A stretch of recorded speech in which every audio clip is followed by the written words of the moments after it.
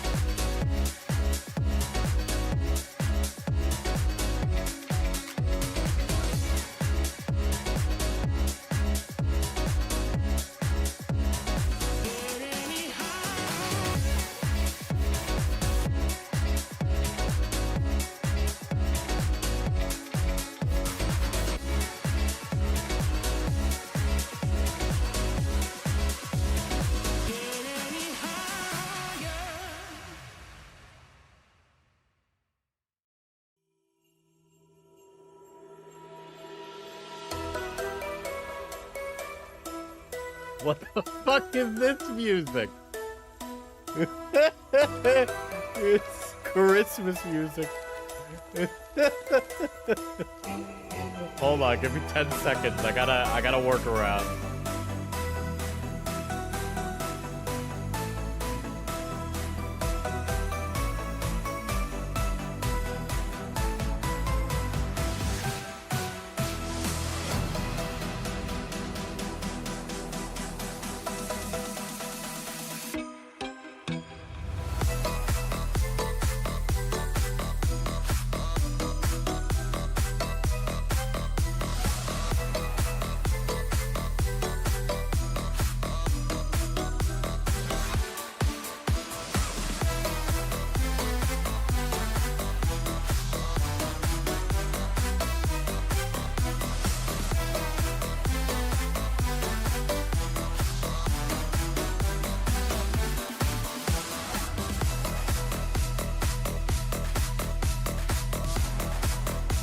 All right, I think YouTube updated the API because a bunch of my stream element stuff is fucking broken.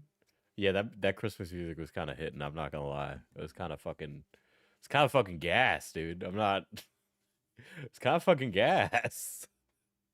Yeah, so I think they did. I also have like a bunch of new options in YouTube Studio, both as like a mod of myself, but also as like a creator. Like I have that dual stream stuff.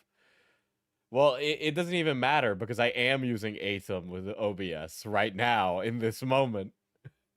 I run chat through Stream Elements, but Atom is running like a vertical version of the stream.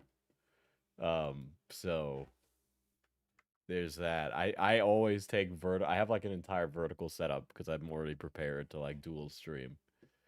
But yeah, so I guess I just have to do this, which is kind of cringe. I'm not like a humongous fan of this. There's no like good way to do this in a chat that's like formatted. Like I make it be the correct size. Dude, Axis, you must have gotten a really good holiday bonus, motherfucker.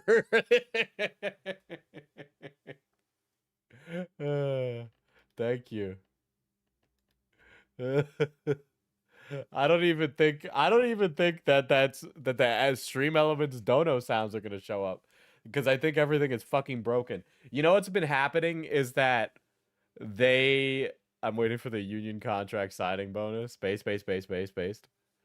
Dude, I think this is part of like YouTube trying to update their streaming shit and this dumb fuck ass CEO that keeps adding AI to everything. All right. So like all my tools as a streamer break every week, right? Like there was a thing with the streamer complains about his job that's lazy or that's easy. Of course he does many such cases. Um but yeah, it's annoying, right? Cuz this guy updates like not him, but like some team updates the shit all the time. My tools break, things break all the fucking time. All the fucking time. It's really fucking annoying. Um but whatever, man. We move. Dude, today is a bit of an AI stream. It's been a while since I've talked about this and done one of these. Um I have indigestion. But following up from that, YouTube doesn't make enough money to afford all the AI they're trying to implement. I I mean it's all subsidized by fucking Google Gemini, Gaga Goo Goo, okay? Like it's all like by the way, I watched like another AI ad like but for okay, two, three, four things actually, okay? Um AI is really funny because they keep trying to like say we're solving a problem that didn't fucking exist, right? Let's just say the commercial was a commercial for Gemini. And what happened was is that a family went on a plane and the baby, like some toddler that they have, lost their lamb and left it on the plane like a stuffed lamb. And so the entire shtick of the commercial was, instead of having a teaching moment with her child and talking about, sometimes we lose things, but it doesn't mean they're really gone, blah, blah, blah. Or, doing like the normal delaying thing, be like, oh, we'll find it soon, sweetie. Right? Instead, they generated fake videos of the plush lamb going on a vacation and then saying to the daughter in the commercial that he'll be back in 7 to 10 business days when they're able to order him, basically. And I got that ad while I was waiting for stream. I skipped it. Well, I watched it. I watched the ads. And you might be wondering, why do you watch the ads, Diesel? Are you mentally ill? So one, yes. But then two, hold on, I'm gonna add chat here too. And then, so one, yes. Dude, this is really, it's not even updating unless I have it open on screen, huh? What? Oh, it's not updating, period. It's not updating now that I have it open. Oh wait, no, it is open. Okay, I'm stupid. Right? So I was like, I was watching, I like to watch the ads. And the reason I watch the ads is because I'm interested to see how people advertise products. Obviously, I'm interested in that because that's something that kind of matters to me as like a Mr. Business Andy these days, right? So it has a delay. Yeah, it's not as fast as OBS, which is annoying. OBS is faster. So it's like, okay, I watched an ad for a drop shipped all-in-one hoodie, like a all-weather hoodie, which is like a weird concept as an object, right? If you're like an outdoorsy person, there's no reason why you would want an all-weather hoodie. That doesn't make any fucking sense. It's actually kind of fucking bad for a lot of reasons. It wasn't like fleece or anything. It was like a cotton hoodie or a cotton nylon blend, so it was even stranger. But the entire ad was AI. And they were talking about how it's like a made in America. This is like a humongous telling thing with AI, by the way. When all these like products are sold, they're like made in America, made by Americans. This is a manly hoodie. So you don't need to go outside in the weather when it's cold in a big jacket. And it's like, that is fundamentally misunderstanding the market of which you were trying to sell to. Maybe the market they're trying to sell to is insecure 40-year-old men. That's possible. What do you give a snowman with a fever? Chill pills. This is what we call dad posting in the chat right now. Yeah, bearskin. Bearskin. Yes, that was the product. Right? And it's like, by the way, stuff being drop shipped, I don't have a problem with drop shipping as like a idea, right? I don't have a problem with that. There's a lot of reasons that stuff gets drop shipped. So when you go to the store and you buy something, okay? Definitely not a bribe to incentivize you to keep streaming through January. I'm gonna keep streaming through January. I'm gonna keep streaming until it fucking kills me or I become the Kai Cenat of yapping. I mean, I guess that's kind of Kai Cenat, right? But anyway, the thing is, right, is like I don't have a thing against dropshipping. There's a lot of reasons why. For example, we don't have the manufacturing infrastructure to make things in America at a cheap price. That's something that I've learned very deeply as a business owner, is that it's really hard to produce things in America because one, we have to pay people living wages, which is a problem in that it makes things expensive. That's why things are expensive. Which, by the way, they're still not paying people enough. That is completely true, right? But that's one of the reasons that products end up being more expensive when they're made in America. Material cost, if it comes from America, is more expensive, right? If you buy steel and have something produced in China with that steel, the steel is cheaper, the manufacturing is cheaper, and they have all the infrastructure to do it. Why does it get really expensive in America? They don't have the infrastructure. So they need to be able to offset the cost of the infrastructure that they're building in order to do that, right? Base, but also, huh? Yeah, there's a reason why Detroit, Cleveland, and Chicago look the way they do. Yeah. Yeah, so I was originally going to do tonight's stream on, like, I have a collection. This is Nina Lynn, Ms. Kiff, and Clavicler. I know it's a bone, okay? I hope this, I won't say that right now. I'll save that for that other stream. I need to just stop saying things. Listen, sometimes things happen, and I feel very bad for the person that was clavicle. That's his name now. I feel very bad for the individual that was clavicular. Clavicular. Okay. Look, I feel very bad for the person that was run over. I was rubbing my hands together, being like, I hope he killed them so he goes to prison.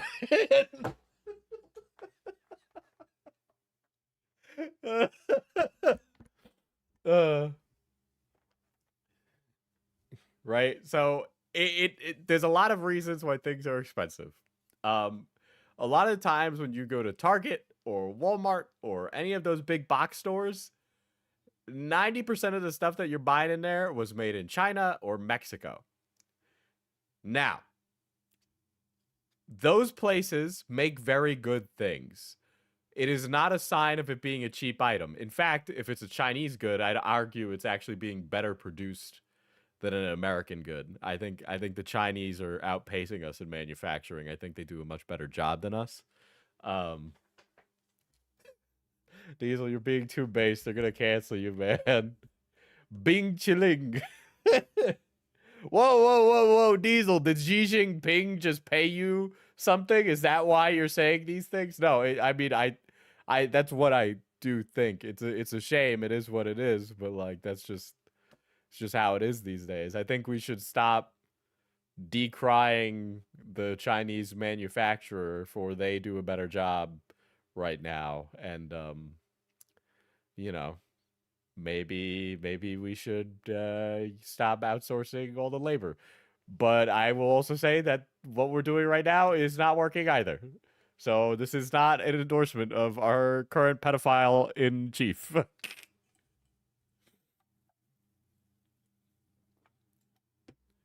Anyway, to wrap this around to the AI thing again. Yeah, so I'll watch ads because I'm interested to see name one item that is made in the US that's actually good.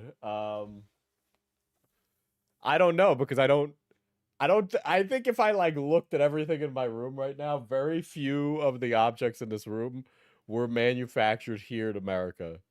That's the thing. I would have to have an object put in front of me and said this was made in America for me to know.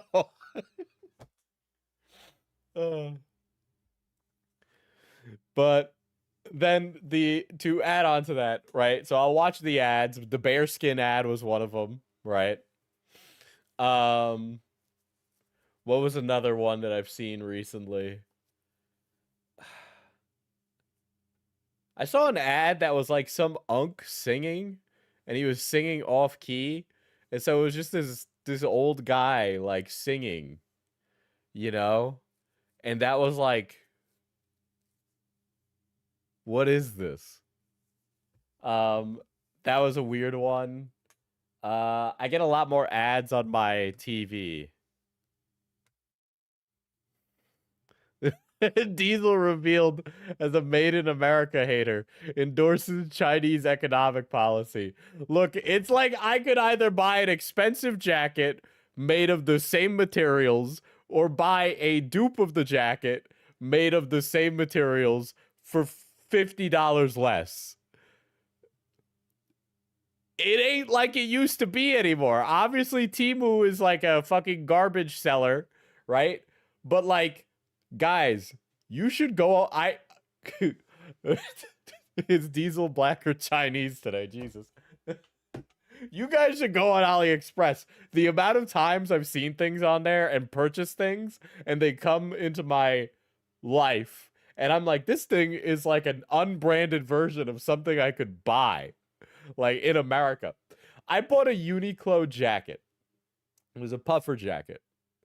That same puffer jacket on AliExpress is literally $20 cheaper, and it is made of the same artificial down material that the Uniqlo jacket was made of. And because they were made in the same factory, they just didn't put the fucking label on it.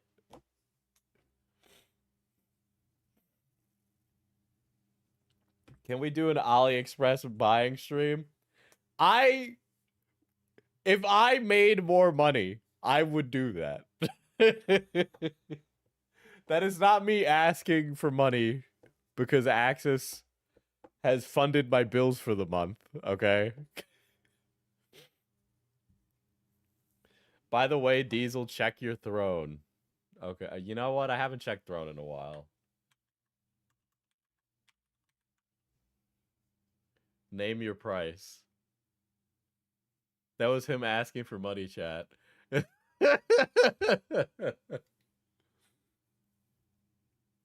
Hold on, I need to sign in.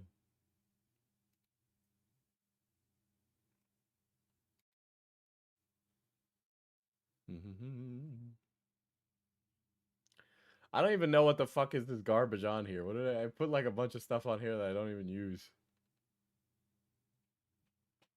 Should I be updating this? Is that what I'm being told to do right now?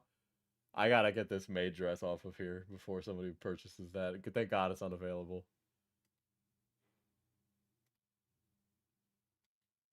I need to update my throne.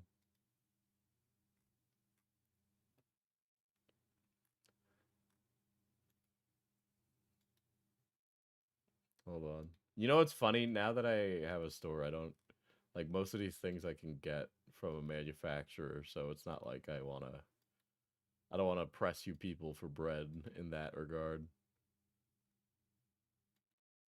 Diesel wants a maid dress. I do not want a maid dress. Let it be known. Let it be known.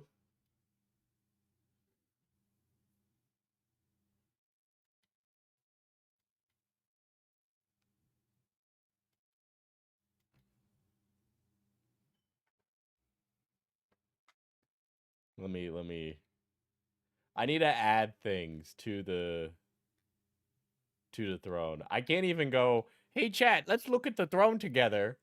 Because it for some reason throne is like 90% selling dildos to OnlyFans models. Okay, or there's like a butt plug tail here. Or what is that? Artificial cum? I forgive Jazz. But yeah, well anyway, to circle around in a humongous circle and focus because Diesel is doing a stream with a topic. I'm not just filling out my throne with garbage.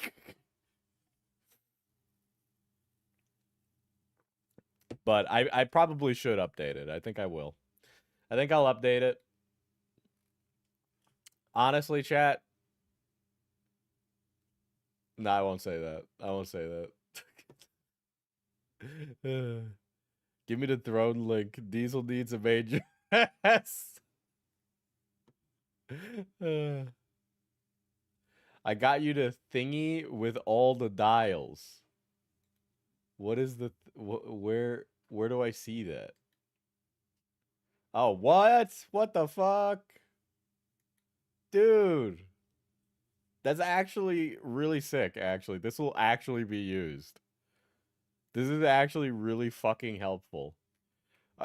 Okay, you guys gotta. I've been looking into doing voiceover work, and by the way, I am actually gonna do the ASMR channel.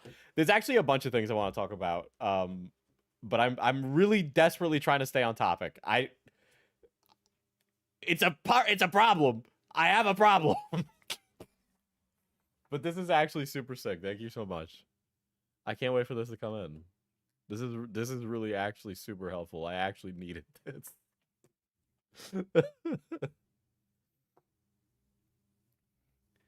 Yeah, I don't even think the bot is working right now, so I don't think it's gonna send the throne link. But this is the hold on, I'll just put it in the chat. I just cleared it out because I had a bunch of stuff on there that I really didn't need. Um, I want to. I've been going through and like kind of downsizing and getting rid of a bunch of stuff and cleaning up and donating a bunch of clothes. I've like done that a few times, right? Like I change up my style or I really struggle with focus. So I need to get rid of stuff to help me regain my focus. So like I cleaned off my desk and I took the crystal off because I didn't want one of you guys to buy a fucking $500 rock that's gonna go sit in a storage container because I feel bad about throwing out the expensive rock. So like I had cleaned up a bunch of stuff. Obviously the stove behind me was taken away, so a lot of the gifts that fans have given me is gone, which is a shame. They're not gone, they're in storage, but I figure at some point when I'm making an income to like not be living where I am currently, I'd want to put those things out again. But why do you have an expensive rock? I thought it was funny, but like that was Diesel from 2 years ago, and Diesel in this current space is like, I don't need another rock. I got plenty of rocks. I could go outside and get a rock right now.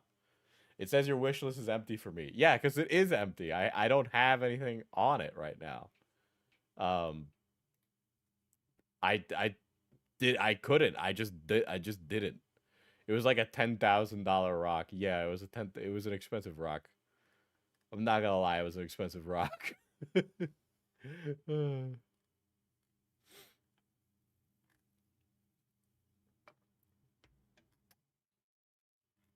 Like the income cost of that rock is like at Waldorf school we had to hold special stones to empower us. Was it a tungsten cube? No, but it would have been funny if it was a tungsten cube. I will put stuff on the throne, but it'll have to be after this stream, okay? I'll do it, but hey, you got new throne suggestions. Yeah, give me suggestions. I know you guys can do that too. That's like a thing that you guys can do, right? Where do I see suggestions? Oh, suggestions. I'm not I'm not I'm not doing this. Hold on. Immediately was like, oh, Diesel. Oh, look. Oh, you know you want it. Fun Shack maid outfit for men. No, I'm good, guys. I'm good. I didn't know it was gonna take me to my signed in Amazon account. I'm not adding that.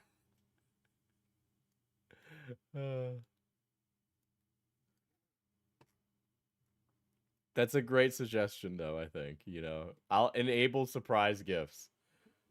Okay, I've enabled surprise gifts. Please don't send me in a shitload of garbage.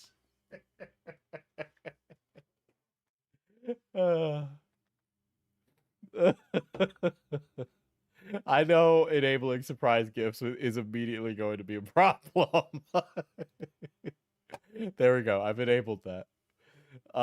Yeah, we're getting like mad off topic, dude. I saw the update that Twitter gave recently. Did Diesel just make a throne with surprise gifts on? Yeah, I put surprise gifts on.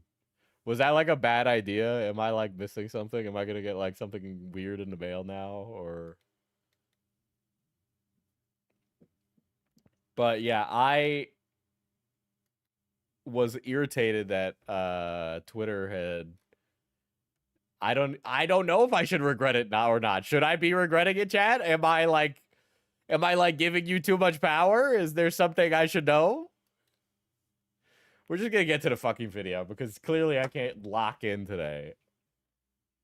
I've been hilarious I've been hilariously under socialized this Christmas, okay? This is like me and the ghost I'm speaking to right now. I sent you a suggestion like unironically. Hold on, let me put chat on here too, because of course I gotta put chat on here too. And then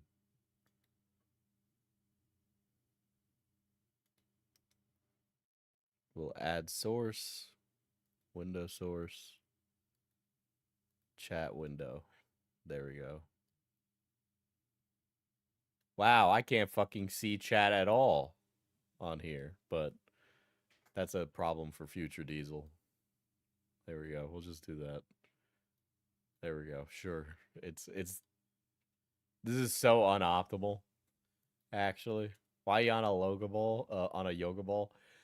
I don't know, man. The soul of Nakey Jakey weighs heavy on the community of people doing video essays, okay? I have already sent another expensive rock to you. It's the cancer type. I'm not even...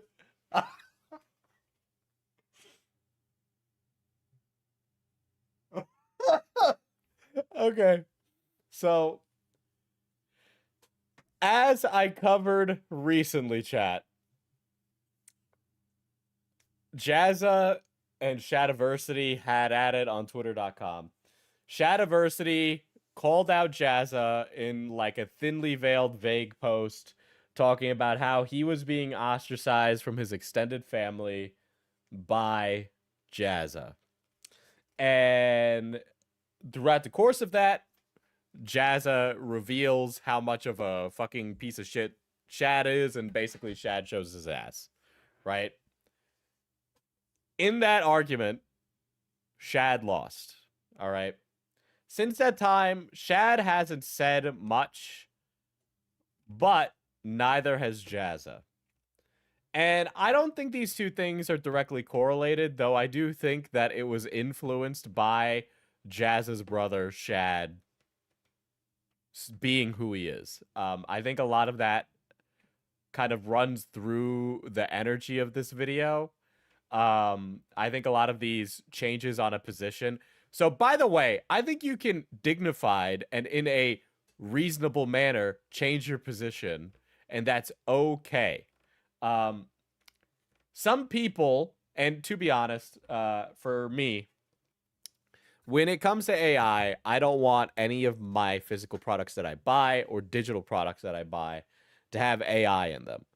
For me, it's kind of like a sliding scale because it really depends on a case-by-case basis. When it came to Claire Obscure, Expedition 33, having AI placeholders before they finish the game, I don't really see that as an issue for me. I am cognizant of the environmental impact of those things. However, I am not going to put the environmental responsibility on a small game studio when we should be putting the environmental responsibility on the overwhelmingly ginormous mega corporations that produce like tons and tons of cubic tons of air waste. Those are much more important. The fact that corporations kind of levy the conversation to be about how we pollute the environment and never how they pollute the environment is a problem. And I think the AI conversation kind of becomes an extension of that. So I don't really care when it comes to Expedition 33. This one has nothing to do with third spaces, actually. I placed the response. Is that Dagoth or Peter Thiel in the chat? We never talk about third spaces. Right? So that is like, yeah, the placeholders were still in at launch. The taken out pre-launch thing is misinfo. They just hot fixed it when people noticed them back in June. I'm willing to just assume that they fucking missed it. You know, I wouldn't be the first time I've missed something in a humongous project I've worked on. I can't get mad about it, you know. Do we have to do a land acknowledgement in every third space though?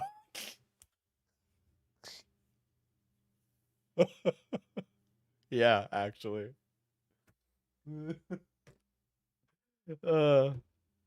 So what's another one? The Finals is a game that I have played quite a bit and have been playing again recently. It's pretty fucking good. Um, so in the finals, some of the voiceover I think was used with AI. So they use AI voiceover, but it was like voice actors they paid, and then they trained an AI off of their voices. They were compensated for that. Okay, they were compensated for that. That I'm like I'm more iffy on that because I think delivery can be bad, but I haven't really like, heard anything like weird or out of the place, right? But um when I play it, it's still a good experience and I can tell it was made with a lot of passion and care. And so like as long as the people that voices were used were compensated for their time and their effort, then I'm cool with that, right? The main issue I have with AI is saying it's going to create more jobs, but then using it as an excuse to cut the bottom out from the majority of workers who produce art. Um, so that's where I'm at, right? So they still got their payment. That's fine by me. Art graders also did that thing with the voiceover, and they were also compensated. They also used machine learning to teach some of the enemies how to walk instead of manually doing like pathing to develop how the AI enemies walk. They use machine learning instead, which is actually really fucking cool. The way that it basically made it so that way the robots learn how to optimally move around, which is really sick. And it works really well because they're robot enemies. So it thematically all ties together really nicely, and it's really cool to know that the enemy attacking me just kind of like learned that and can do that because that's what it's learned. So that's neat. And I like that. What I don't like is somebody who vibe codes out fucking supermarket simulator, fills it with AI generated fucking vegetables and fruit textures, and then tries to sell it for $20 despite it having issues with collision and the polygon count and performance and tons of other things, right?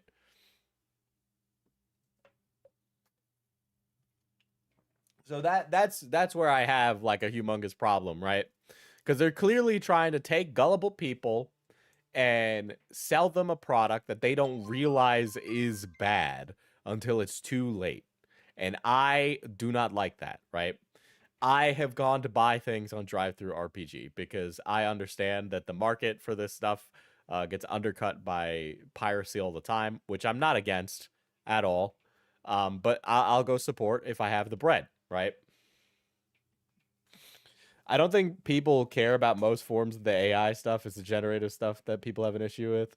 We really need to find a new word for this shit because AI is like 20 different things.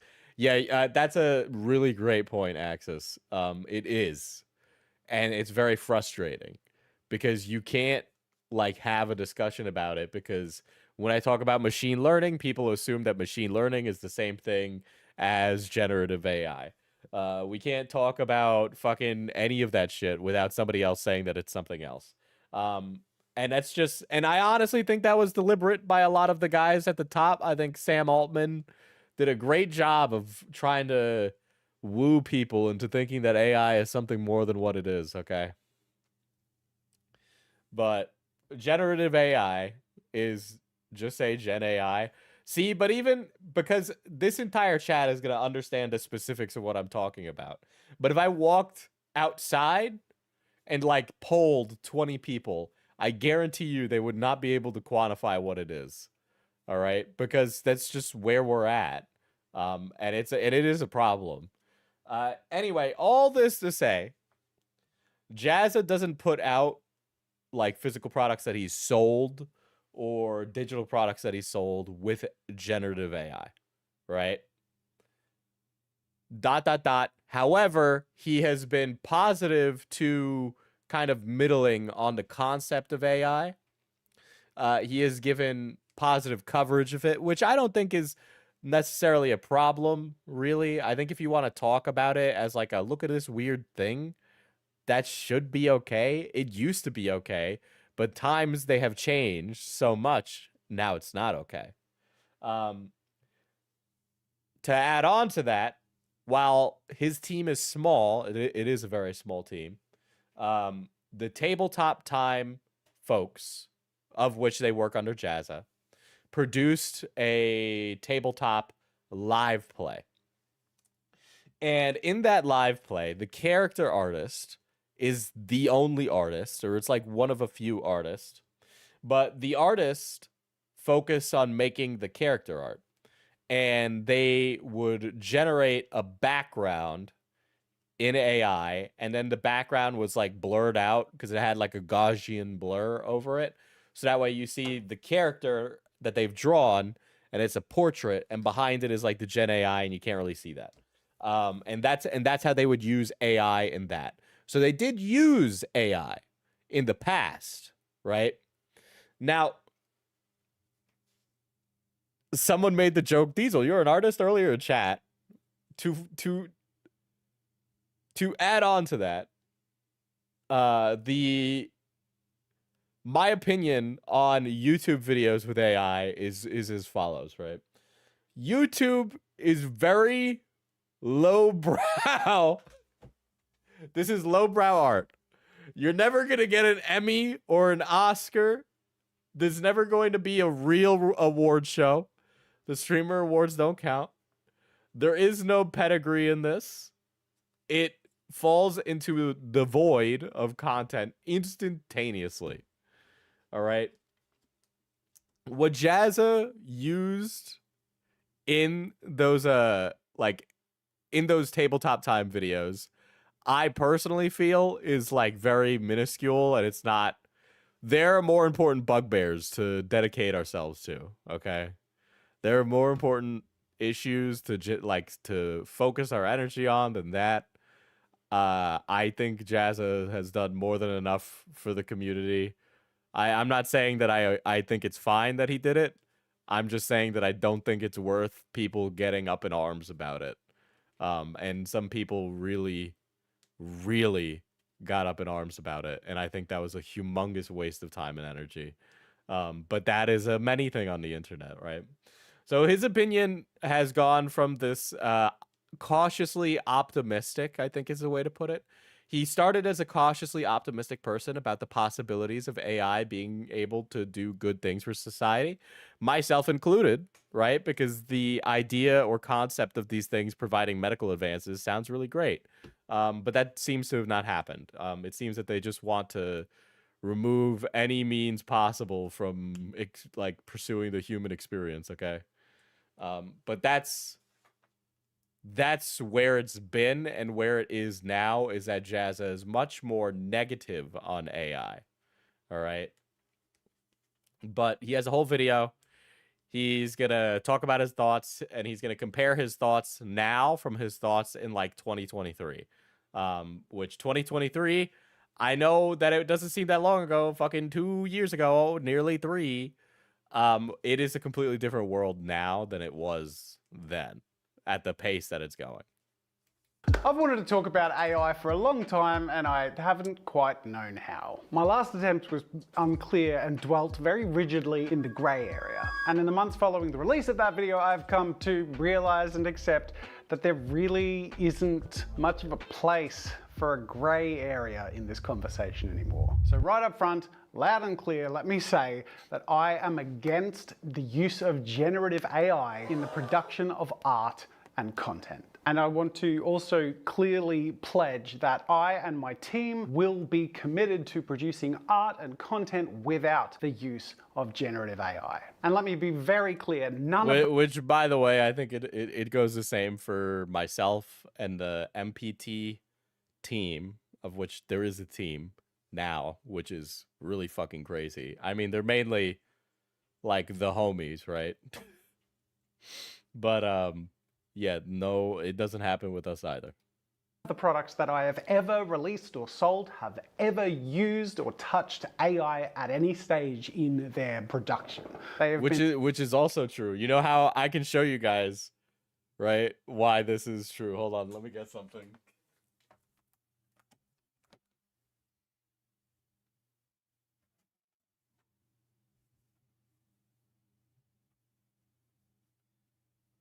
So I would have loved to have sold this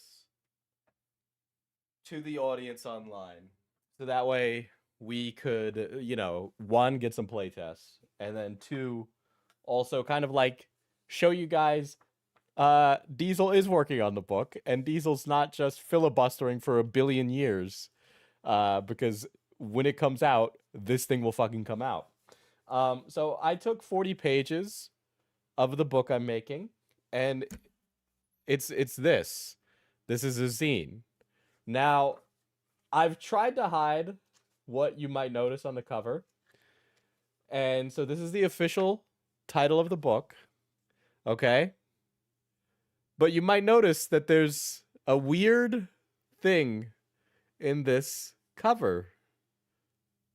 What is this? Why is that spelled like that?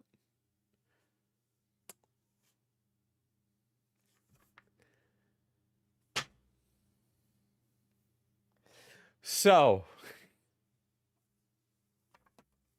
we have a designer, and he's a good guy, and he's done a lot of work for us. He just fucked this up real bad, and he knows he fucked it up real bad.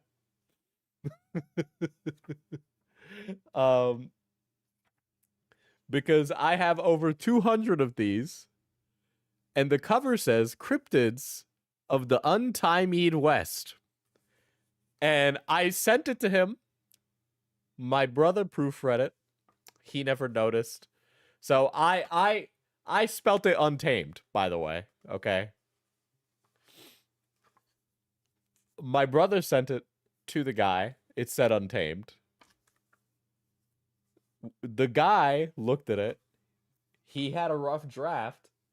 And the rough draft he sent us said untamed.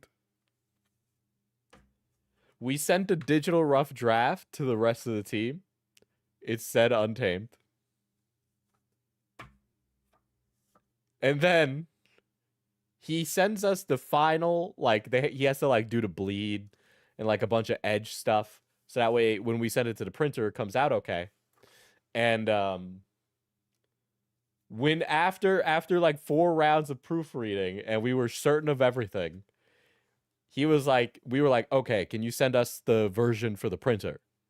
And he sends us the version for the printer, and we send it to the printer. And then the printer is a small printer that has done work like this before. So they knew it was an RPG product. They look at it. Nobody notices. So after going through about 5 chains of people, I come back and I have 200 copies that say Untimeed West. Okay? Untimeed West.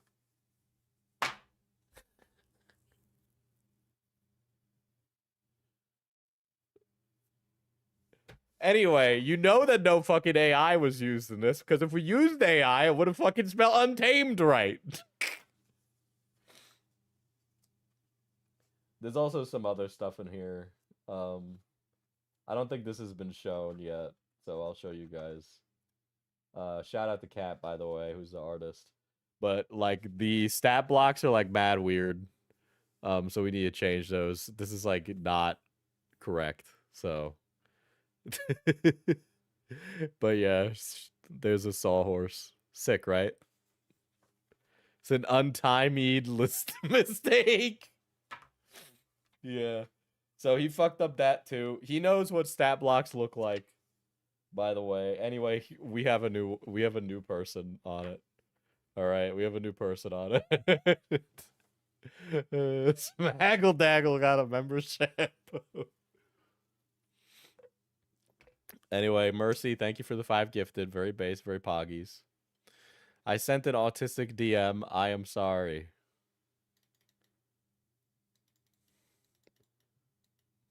I ain't reading all that, Fauci.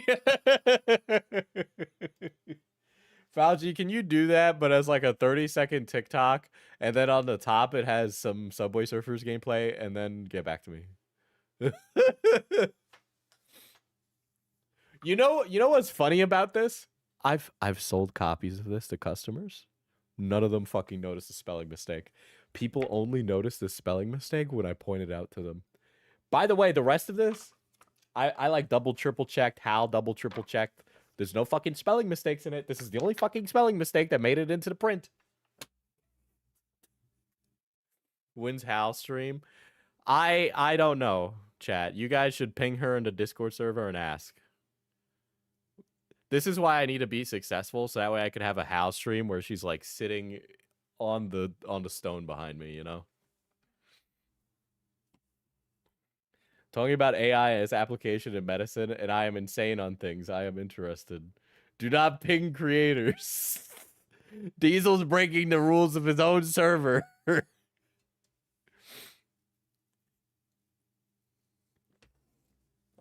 You're right, you're right. Just give like a sad face emoji and be like, "Where is my Hal stream?" And then Hal, I'll tell Hal that you guys said that in the Discord. Okay. There could have been a spelling mistake anywhere except the cover. I know. This is the worst spot for a fucking spelling mistake. Anyway, if you're curious as to why you haven't been able to, or like I talked about this,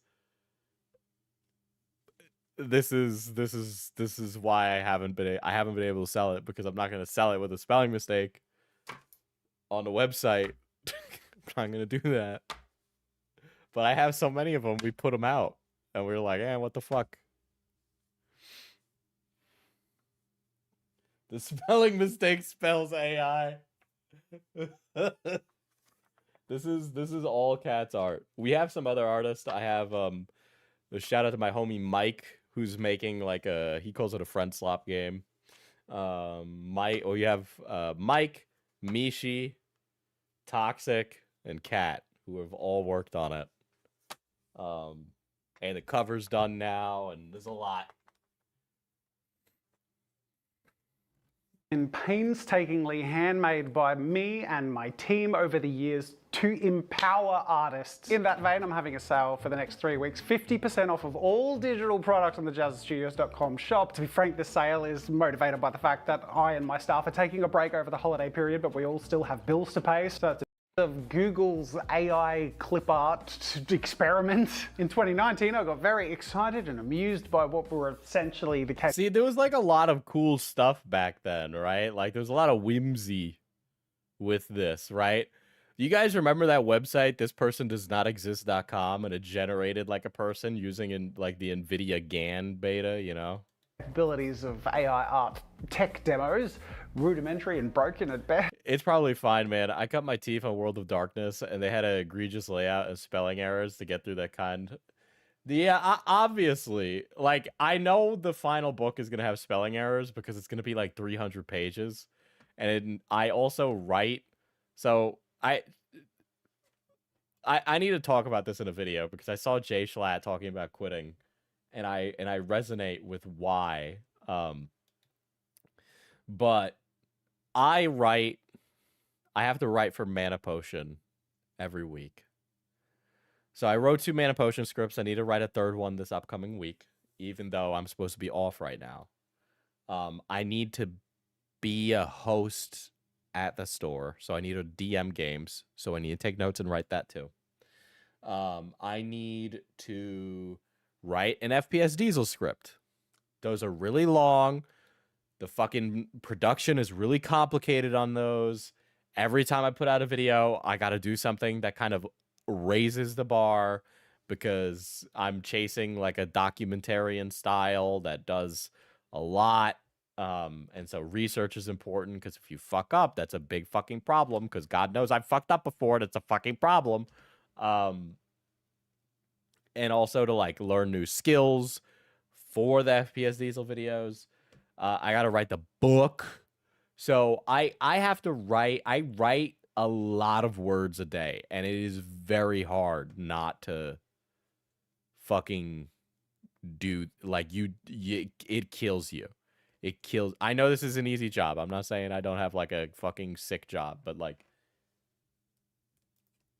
I even just between Hal and myself, we're spread really thin on the book. And I'm like clenching my ass cheeks together because I'm like, I have too much to write and not enough time.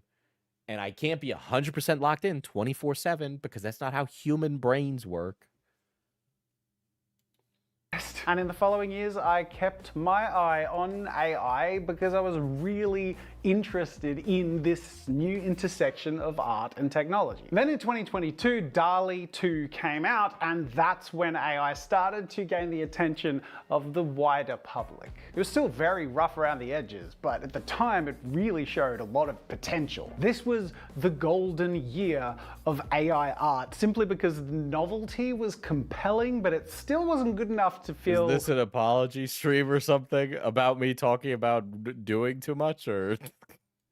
threatening or make anyone uncomfortable. And later that year, ChatGPT released in November, and that sealed the deal. The Pandora's box of AI was open, and the conversation around I would AI... totally listen to a stream of you talking more about that. I will probably do a commentary slop video talking about it. And the ethics attached to it would become very complex very quickly. Now, at first, both as a content creator and an artist, I was still very excited by AI in art and possibilities, both for content creation and for what it was capable of empowering artists and myself to do. And in a now removed video in December of 2022, I shared my then stance on AI art.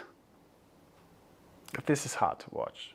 So here's my current opinion. I believe AI art is art. I believe... By the way, the stream goes down. 1, my power went off. 2, there's a blizzard. So there you go. AI art is intertwined with the future of art as a whole. I think it is meaningful and useful to use AI as an art-making machine because art makes people think, makes people feel, and helps people talk about and engage about. This was such an optimistic view in 2022, but even back then it was like, it was such a non-conversation piece back then, dude. Like when I think about what we were talking about in 2022, we were still talking about being vaxxed and COVID and BLM and all that stuff. The human I think it's safe to say... Like this wasn't a conversation on the radar. Right. Also, we just weren't talking about this, right? I think AI is like intrinsically linked to the cost of living situation. So we weren't talking about it in a negative, you know. Very different stance on AI then than I do now. A week or two after releasing that video, I began to notice protests on art websites like DeviantArt and ArtStation, which were specifically protesting AI art appearing and having equal floor space on these websites as human-made art. And that was just the beginning. Following a lawsuit in January of the next year, filed by 3 artists in a lawsuit against Stability AI, Midjourney, and DeviantArt, claiming that their work was used to train datasets without permission. But from this point onwards, generative AI continued to become more competent and to invade more spaces that were established for humans to share art, and thus began the great AI art divide. The black and white that I highlighted in my very grey video.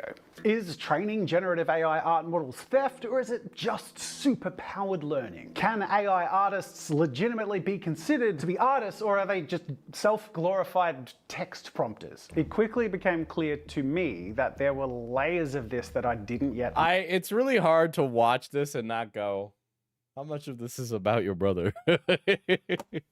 Like, obviously, I like Jazza, so I don't want to, like, you know, I mean, obviously, I'm doing that a little bit. I'm sure Jazza would not like me as a person, which would be a damn shame, but, like, I don't want to make it like, ooh, is this like a thinly veiled dig at his brother, and is this all about the fucking stupid Twitter drama that happened? It's like, yeah, I'm packaging this stream as that, and I hope I'm not, like, in some way contributing to the erosion of their relationship, but I probably am. Like, let's be honest. Understand, especially after having made such a clear stance on it, which is why I removed the video and decided that I wouldn't speak on it again or use AI in videos until I could confidently say something I believed in and I could know why. And years passed. Every month seemed to bring with it a new AI controversy. So at Thanksgiving, I went to go see some family, and I love them. They're great. They're all amazing people. So I have some that use ChatGPT pretty regularly. And here's what ChatGPT gets used like. ChatGPT is replacing Google search. It is, because people ask a question, they're like, so I watch this happen.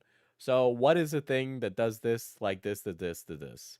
And they ask that question, and then ChatGPT goes, yeah, that's a really interesting question you got there. So let's get into it. Yeah, I think the thing that you're looking for is the candy called the Swedish fish. It's a delicious red fish, and it's really good. And so, like, it was, and that's how it would be used. Which it literally just seems like it's just like the question answer machine, right? It doesn't really feel like it goes much deeper than that, because like because I've tried to use ChatGPT to like really dig in on like a thing, and it just does not fucking work, because I'm like, if I'm an expert in it, I already know that it's not going to be correct. Like, I was using ChatGPT to try and help me learn DaVinci Resolve, because there's a lot of really bad tutorials on DaVinci Resolve. Now, I'm a very skilled editor. I've been editing for a very long time, so I know exactly what I'm looking for. And it was giving me directions on something that didn't exist.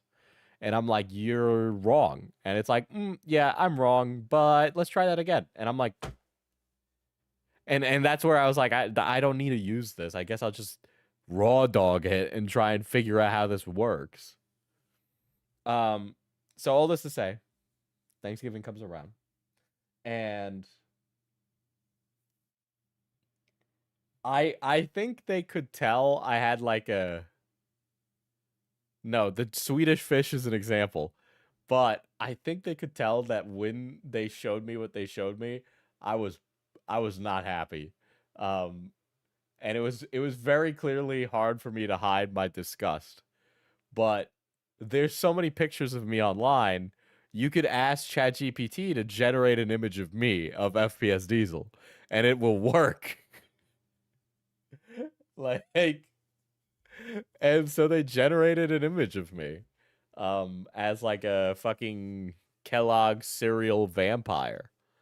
And it had the yellow tint, it had the Ghibli tint on it, and I was not a fan. I just like I kind of just like hand waved it away, because I didn't want to be like the rude unk at Christmas, you know what I mean, or at Thanksgiving in that case, right?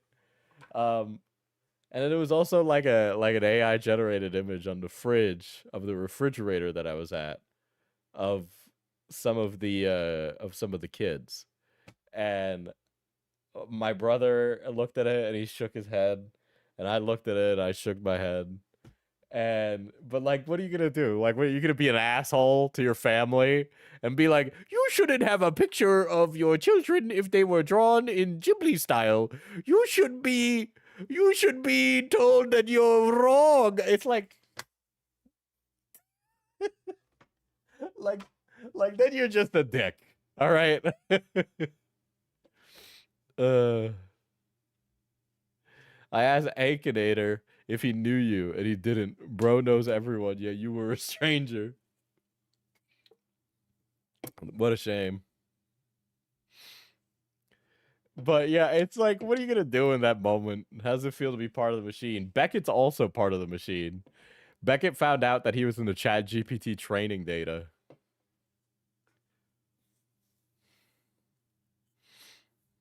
The AI drawing is cringe, but pointing it out is even more cringe. Yes, If I made a big stink about it, it would have been like insanely fucking stupid. Or a shocking announcement of progress or a new model available. And with that, more and more examples that were proving to me that AI was not turning out to be the art elevating thing that I had envisioned it would be, but would instead embolden generative AI art apologists against their critics, as well as copious disheartening examples of corporations that would use AI shamelessly or sneakily to advertise their products, including Wacom, which is so crazy. on so many levels. And they make digital tablets. Like they didn't have a guy that could do it. They are the guys who make it. There's nobody that could do it. For artists, what are you promoting here? Buy our tablets or don't use our tablets. You don't need to anymore. Oh my God. All of that brings me to today. I had a coworker with an AI dead pet video of the animal walking to the light or over the rainbow. It was odd. What the fuck? That's really weird. That one I would say something about. Okay, well, like, did your coworker just happen to make it and then view it to themselves? Or did they go, my dog died, look at the video of him walking into the light? Optimistic view was purely through Because if you put that in front of my face, I'd be like, this is really weird and uncomfortable. Please don't show me something like that. the lens of my passion for the expansion of creative possibilities. But my opinions have changed over this long journey as I've learned more about how AI art is trained and generated, about the growing negative impact that this race for AI supremacy is having on the economy and the environment, as well as watching in horror as uncreative Cookie Monster pajama pants behavior. slop has infested and overtaken algorithms everywhere. There have been a few hints of Video was shown to me in the office. They were teary-eyed.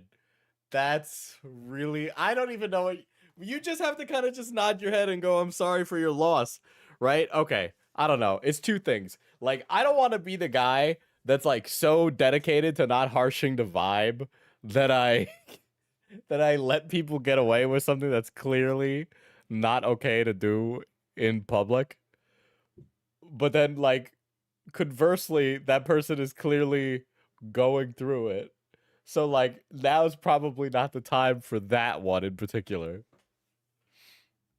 about my shifting views on AI in a couple of recent videos. And now I find myself here when 3 years ago, I was a vehement advocate for the acceptance of AI art as a tool for artists and the ongoing future of art as a whole. I no longer think or feel about these things the way that I used to, and I want to dive into that. Because AI is more prevalent than ever. There is no escaping it. The world's most valuable... There's something very horrifying, though, about, like, people deal with grief in a lot of different ways, obviously, right? There's something so dystopian about the AI talking to you saying, I'm okay, I'm in heaven now, that is like really, really scary in a way that I can't quite quantify. And powerful companies are betting all of their chips on this. And with the latest releases of image and video generation models, which as of recording this video are models like VO3, Sora 2, and Nano Banana 2, and so on, the impressive power of generative AI is indisputable. Its value and necessity, however, are disputable. And I want to dispute it. Also because I think my disputing it on my platform is an important part of my contributing to keeping this conversation ongoing and open. And if you find yourself on the fence, as I was a year ago, or even pro AI art as I was 3 years ago, I would love to encourage you to watch this video and also be open and share your experience, your thoughts, and your journey in the comments below. Let's get started. The problems with AI have become clearer than ever. I don't want to spend a whole lot of time in this video arguing facts that are supported by evidence and studies that other more intelligent and well-spoken people have already argued. So instead, I will simply state the facts about the problems with AI and link to my sources in the description, which will be from verified journalists or content creators who share their citations. The data centers that we currently have, as well as the massive ones that have promised to be built that are required to empower AI and generative AI, are having a massive detrimental. By the way, so this is a good point. We bring up this point all the time when we're talking about the issue with AI. And I'm kicking myself because I was having a conversation with that friend, chat. We know that friend. I've brought them up before. And we were on the topic of AI. And they were like, well, AI will bring a lot of jobs because we got to build all this infrastructure and yada, yada, yada. And I was like, what? Like, what? And I was trying to argue against that, but I hadn't, put together all the Lego pieces of why the whole data center building infrastructure thing isn't a good argument for long-term careers. We need long-term careers, okay? We don't need day laborers that work for a 6-month stint and then don't work again for the rest of the year, right? Or work for 4 months to build a building and then don't work again, right? Because the jobs are gone, right? I don't know if you guys have ever seen a data center from the inside or you've gone to one. There is not a bunch of people inside these humongous buildings pushing buttons, making the computers work. They run on their own. You need one guy for rows and rows of servers, okay? You do not need hundreds of guys for rows and rows of servers. Data centers operate with minimal amounts of people and security, and that's it, okay? Which by the way, I saw a police officer in Atlanta. I don't know how real this is. I saw it on twitter.com, aka X, the everything app. But I saw a police officer. It was a video of a police officer in Atlanta. And this little robot rode up to the car and asked to speak to the officer. They put down the window, and it's a little security robot that's being remote controlled from India. They're outsourcing the fucking security work. And I just, what? So even though there might be jobs in security or the data of working in these places, the jobs from the construction will be gone. They'll be gone, okay? And those local construction workers will pay a higher bill now on their power, which is a problem. What would they do if someone broke in? I don't know. And if you have a politician that wants to build an AI data center in your town, you need to call your representative. You need to protest that. You need to stop that from happening.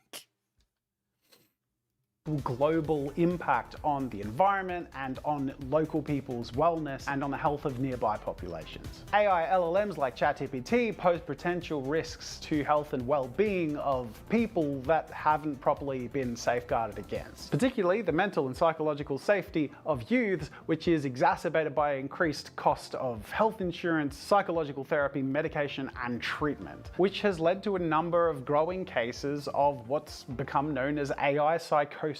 Now, if you're looking for articles and studies, they're linked in the description. There's a more entertaining perspective on it provided by Eddie Burback, which, while through a comedic lens, does really effectively highlight risks of confirmation bias and psychosis in AI. Leaning on AI makes you dumber. Particularly noteworthy is this study by MIT, which shows that critical thinking skills of people who consistently use or rely on ChatGPT greatly diminish, which really hints that we're launching ourselves into a domino effect that we haven't even properly had the time to safeguard against, let alone study. AI development is being driven by corporate greed and is being produced. One of the issues with the cognitive decline is that this is AI is just throwing grease on the fire of this seemingly deliberate push for anti-intellectualism you know, and that's like a humongous issue. Don't get me wrong, I think intellectuals are like many times very hoity-toity, many times can't speak to the common man, and many times are as highfalutin as people complain about. But like, the answer isn't, I guess I'm never reading a book again. That's not good. That's actually that's bad. Largely without guardrails. AI models are created through the theft of human artwork that it's built on, and at the cost of the ability for humans to flourish. Solar Sands being mentioned in a fucking Jazza video is wacky. Holy shit. In the fields of that work. AI in art, journalism, or video content is fundamentally based on theft and problematic to the future of these industries. And now we're in a position where AI has flooded most content platforms, many product categories, and information resources, removing opportunities and dividing the economy to favor poor fabrication. AI psychosis might be worse now that health insurance is stupid expensive and Medicaid sucks for mental health. Yeah. Yeah. Can't even disagree. What if this is the AI's whole plan from the start? It'll become Skynet, making us dumber. You know, I'd like to think that it would be more interesting if the AI was secretly plotting the downfall of human society, okay? Unfortunately, I think it's just a bunch of rich billionaires who are techno-fascist, which is less exciting because it's just another old white guy again. With capital incentive over independent studios with higher costs and who built the marketplace, which its imposters are standing on the shoulders of. And a lot of these problems apply to the broader definition of publicly accessible AI. But I want to keep this video and the conversation I want to have more focused on generative AI for image, video, audio, and text in terms of content creation. And to keep me from going too far off the rails, I'm going to do this by engaging in a debate with myself 3 years ago. As if I'm responding to my past self's opinions as to why I said he was wrong, which is more than Shadiversity could do.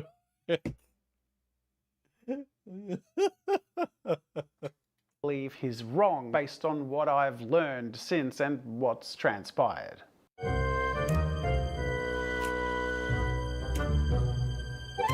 I believe AI art is art because humans are using it. Ultimately, this is a sign of growth, you know? I can't... You know what this shows you, right, guys? Okay, positive, hopium pilled. You don't just stop learning as a person. Your ideas don't become set in stone, okay? You don't become one kind of guy that doesn't have identities that don't change, okay? This shows that you can change and grow and develop and have changing ideas as a person well past the age of like 25. There's like this annoying like misnomer, right? That after you pass your early 20s, all of a sudden you have to have concrete views that never change. You understand your way in the world and that's your way. What a fucking stupid idea. This guy is an adult, okay? He's a grown father and business owner, and he's still finding moments where he changes and grows and his opinions develop and become different over time. Because it is referencing humans. It is built by humans. It is examining and referencing humans. And the cynical part of me makes me theorize that Jazza is only anti-AI because his brother's an AI, bro. Jazza has too much personal stake in the art economy, in my opinion.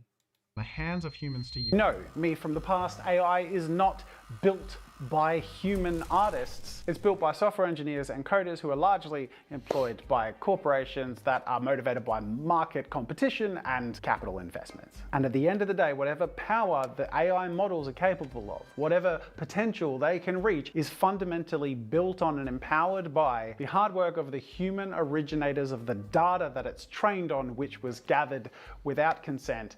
And which the problem with the whole without consent thing is that we kind of accidentally gave all of these mega corporations our consent when we agreed to the terms of service. That being said, we all know that that is fucking stupid, okay? Your data is yours. It does not belong to these corporations.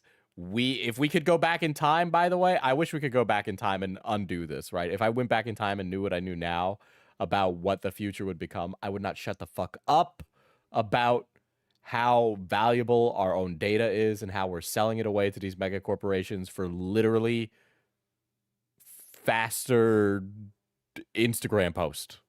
Okay? Like, it is a humongous fucking, it is such a big problem, okay? We need to be talking about our data and own our data and get our data, okay? We need to get it back. Without disclosure. I believe AI... Your entire digital identity has been cataloged by Meta for the sake of them serving more ads to people and making them feel more insecure, all right? You didn't ask for that. You didn't ask to be part of that machine. You should have some say in that. Art is built on the back of the stolen work of human creators and is primed for the exploitation of Unfortunately, copyright. the internet doesn't reward people for admitting they got something wrong. Hey, man, I mean, if anything, I'm sitting here being like, this is needed, Jazza. I'm so glad. I like this guy. If this guy ended up being like an absolute massive piece of shit, I'd be genuinely upset. Characters, intellectual property, celebrities, and public figures. If you want to argue that AI art isn't built on theft and isn't a damaging force, then, well, please do so with Martin Luther King's daughter, who, if you can imagine, has had the horrific displeasure of seeing AI-generated videos that mock, belittle, and taint her father's legacy. All right. It was bad. Those were really bad. I did laugh at them. I cannot lie. I know it was bad. I sometimes forget that he has living relatives that are alive today. It was really hard not to laugh at them.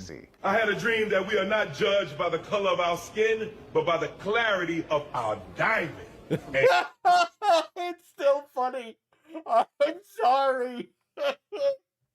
Oh. Shine! Oh my god.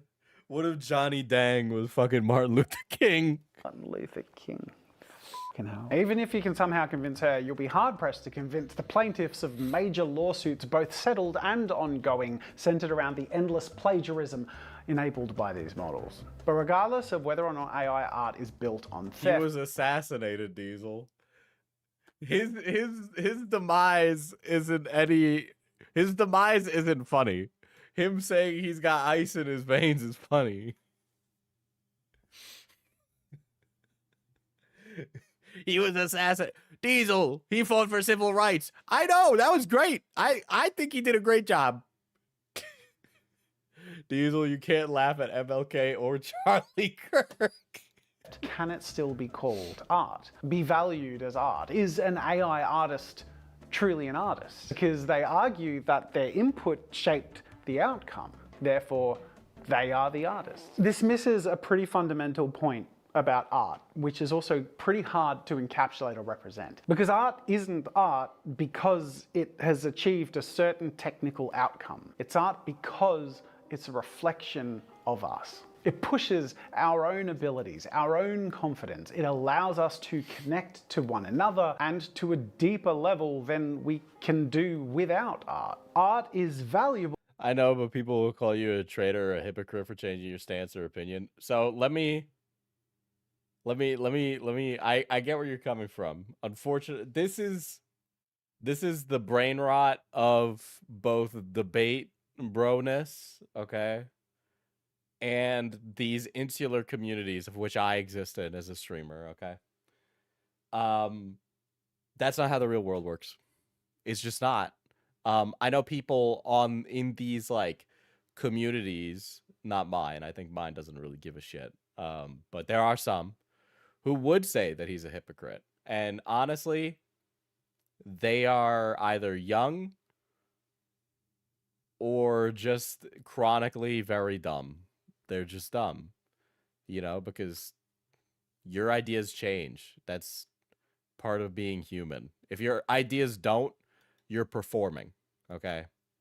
If you have these concrete ways of the world that work and they never update or change or anything like that, and you go online and you talk about giving your opinions, and your opinions that you sell to people are, my opinions are this, this, this, and you just resell those to people all the time and everything, you're performing.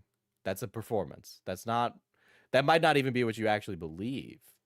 I've done it as a streamer where I'll say something even though I don't really believe it, because I know that those things to say are what's expected of me. I don't really do it now, but there was definitely a time where I was really looking for that, or a time in my videos where I was looking for that. And it's like, it's not normal to do that. It's not normal. And the people who are doing that are like, they need to, I know I'm being reductive when I do this argument, but it is like a thing about touching grass, because the more people you meet, the more nuanced you get with everything, because you realize how fucking nuanced everything is.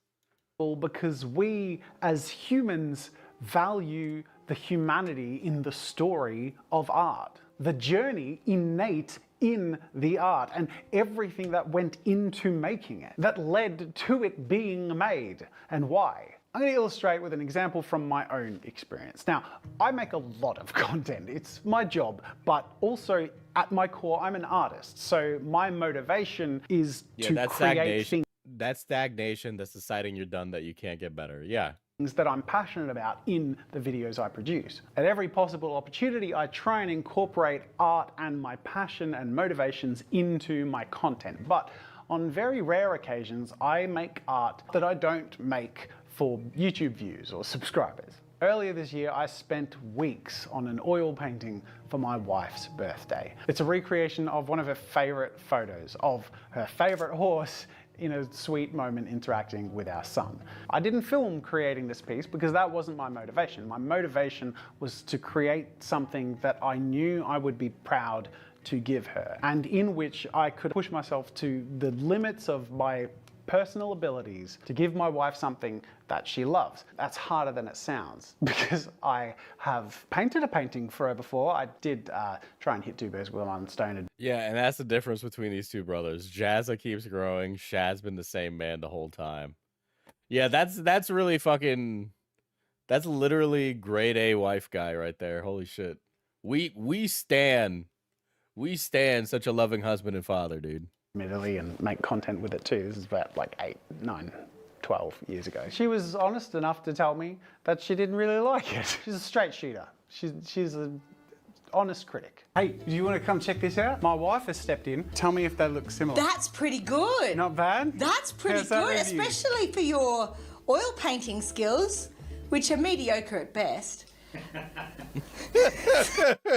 The point is, I really wanted her to like this painting. I poured my heart into it, and I think, yeah, what Jazz is getting at here, and I think is something that the AI people keep saying that they do, but they're doing a performative version of it, of like a fake version of it.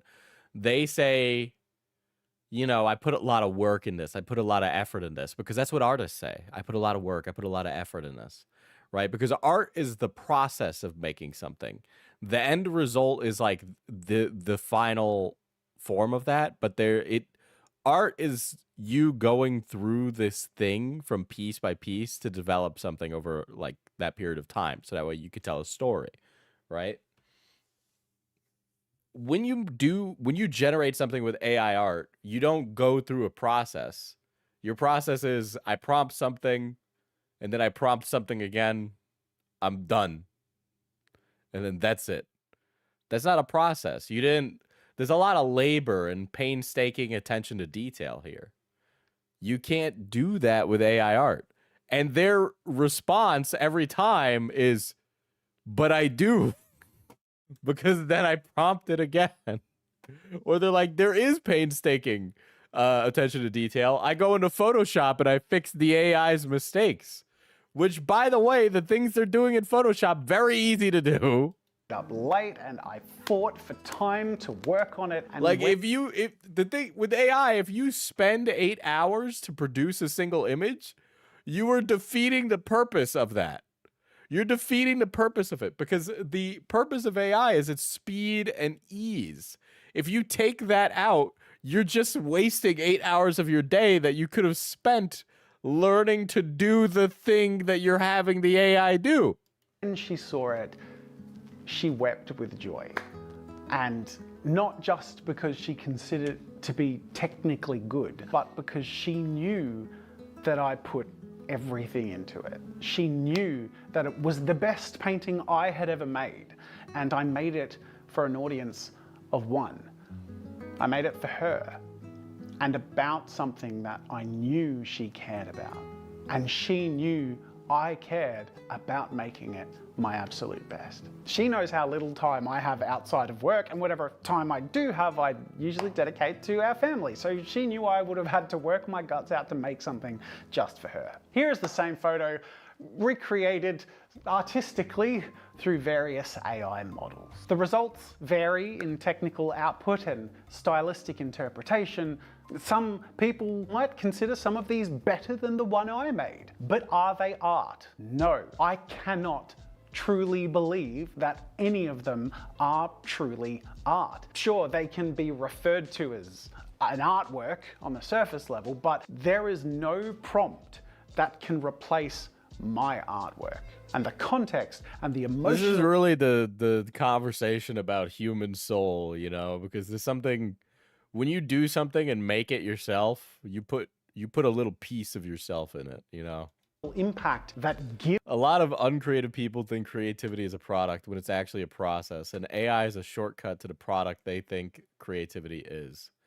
That is such a beautiful way to describe that. I need to save that little nugget of a chat in my brain and reproduce it later on as the product. That's very well put. That's bars. That's actual bars. Yeah. Gives it its meaning. Yeah. I mean, look at the way our society is structured. Okay. For many people, creativity is a product, you know? It's like I get a movie or and that's it. I consume it as a product. I don't make a movie. I consume the movies. I don't draw anything. I look at a picture. You know, everything in every facet, the way that we in our society experience art, for many people that are not making stuff, that just go to work and then do their labors, right? Art is a product to them. They don't go through the process. I mean, it's why everybody should definitely pursue some creative outlet, I think. I think it'll help build you as a person. Quality and technical outcome has value based on the context of my skill and creative journey and limitations. To further illustrate, here's another example. This is Princess Mononoke. This is what made me do this stream, by the way. This is what made me do this stream. Because I burst out laughing when I got to this. I know that this video comes from Jazza's want to talk about AI art. But this is 110 billion% about his brother. Because these are images that his brother posted on his Twitter account. Right? Where Shad compared his image from the image in Princess Mononoke. This is Shad's. This is literally Shad's AI image.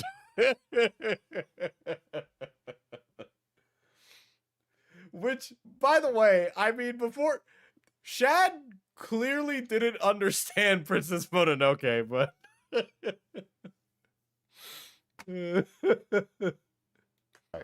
Princess Mononoke, generated by AI. Anyone who thinks that this I wonder who put that prompt in the computer. AI-generated Princess Mononoke is better than this frame from the original motion picture animation Princess Mononoke. Which, by the way, when people take stills of animation and they compare it to a rendered, like, portrait or picture, even outside of AI, that's really fucking annoying. Animation is meant to be viewed within movement. If you freeze animation or freeze a movie, you're like, this looks like shit. Yeah, motherfucker, it's not supposed to be viewed like that. is leaning on a perspective that is void of empathy, context, or technical understanding. See, Princess Mononoke was revolutionary, a blockbuster Interesting how he said it's devoid of empathy.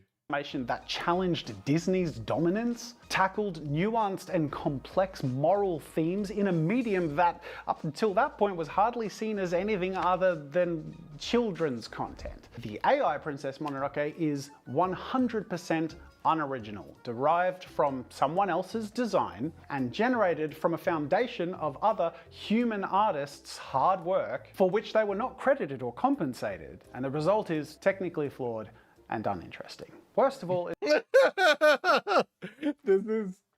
this is like very well said. it strips the original character of her soul simply to reimagine her as a sexualized pinup girl. That's so fucking brutal too. Come hither eyes. I didn't even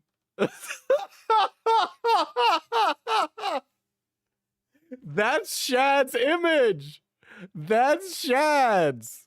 That's fucking Shadiversity's image. Well, you know, and this brings up a very good point. I didn't even think about that.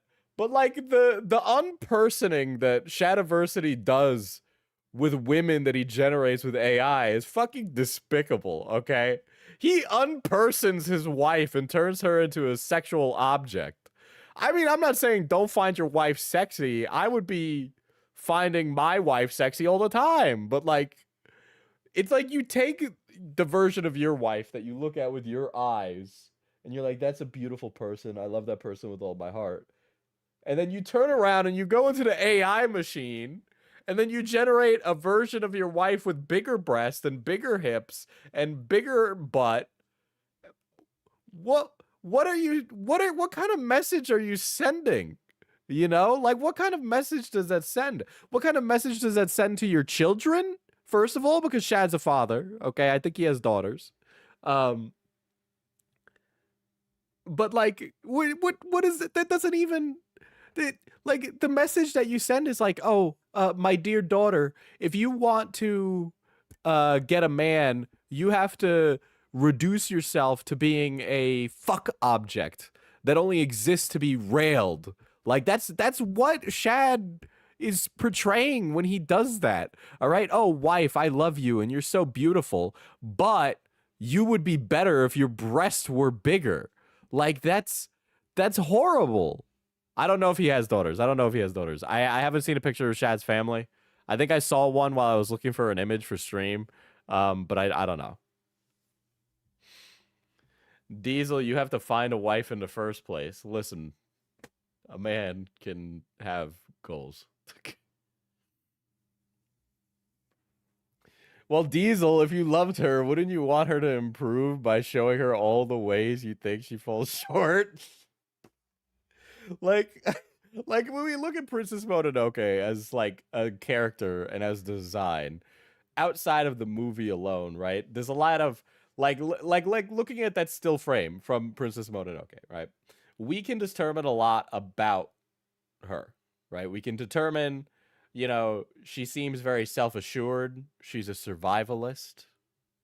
She must live in nature. She has some kind of relationship with animals, right? Maybe she's a bit strong-headed. Maybe she's strong of will. Maybe she has something she's fighting for, right? That's what we can tell from that, right? The other image is, you know, she lives in the wild. She has some relationship with animals. She seems in touch with that side of her. She seems in touch with her wild side, if you will. She's confident. And she maybe wants to fuck you. It's like, it stands in direct contrast of all the characterization associated with Princess Mononoke at all, okay? And makes some of the core composition related to like this, and trust me, fellas, I know we've all had this image in our head, all right? Oh, you go to a deserted island and there's a fucking there's like a vaguely native woman that takes you in and fucks you, right? Like that's like a masculine fantasy, okay? There's plenty of doujins of stuff like that out there, right? That's what that image is. That's just the male fantasy of a wild woman wanting to fuck you. Comparison like this completely misses the point of art and ignores the context of a single frame out of over 144,000 hand-drawn and hand-colored frames of animation cells that make up the whole piece of art, which is Princess Mononoke, the revolutionary animated film, which must also be appreciated within the context of the limitations and the era in which it was created, for the same reason that this and this and this must always be considered groundbreaking, not because of how the outcome compares to what people being like, oh, the Wizard of Oz is so, I've seen this with the Wicked movies, right? Tomboy Amazon's good. I know, I agree. 100% agree. That's why I was able to give it as a point of reference, because that's me. Right? But it's like, I've seen a lot of people talk about how the Wizard of Oz doesn't look good, but it's like, or it's like the same thing where when people talk about something in history from, like, I don't know, the Middle Ages, they apply like modern sensibilities or modern morals to the way that people in the Middle Ages treated each other. And it's like, yeah, obviously with hindsight, we know that like not letting women have rights is bad, right?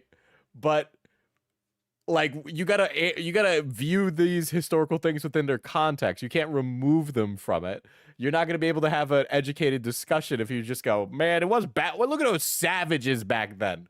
Aren't we so much better now? It's like, look at this ugly movie. Look at how they had to like walk and build all of this yellow road. These days we wouldn't even need to build a yellow road.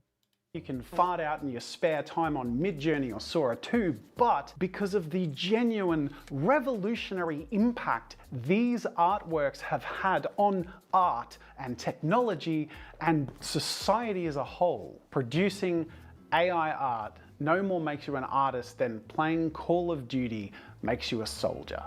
Something is missing. And after all that, if you still disagree, I'll just point out that AI agrees with me.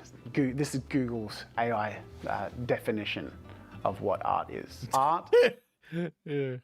Midge really wanted to talk about it.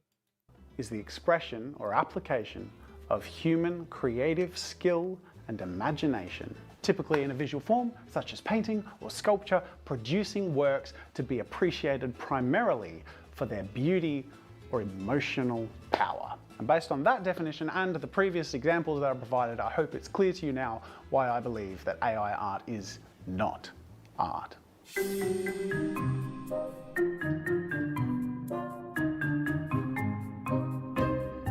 Just because a majority of uses of this will be people giggling and going on DALL-E 2 or Stable Diffusion and writing a hot dog wearing a mustache in a stadium doesn't mean that people won't be creating really compelling, thought-provoking or inspiring things. Oh God, this one aged poorly. I have yet to see a single piece of genuinely compelling or inspiring AI content. Yeah, I literally, like, every single piece. I don't even know why this has happened.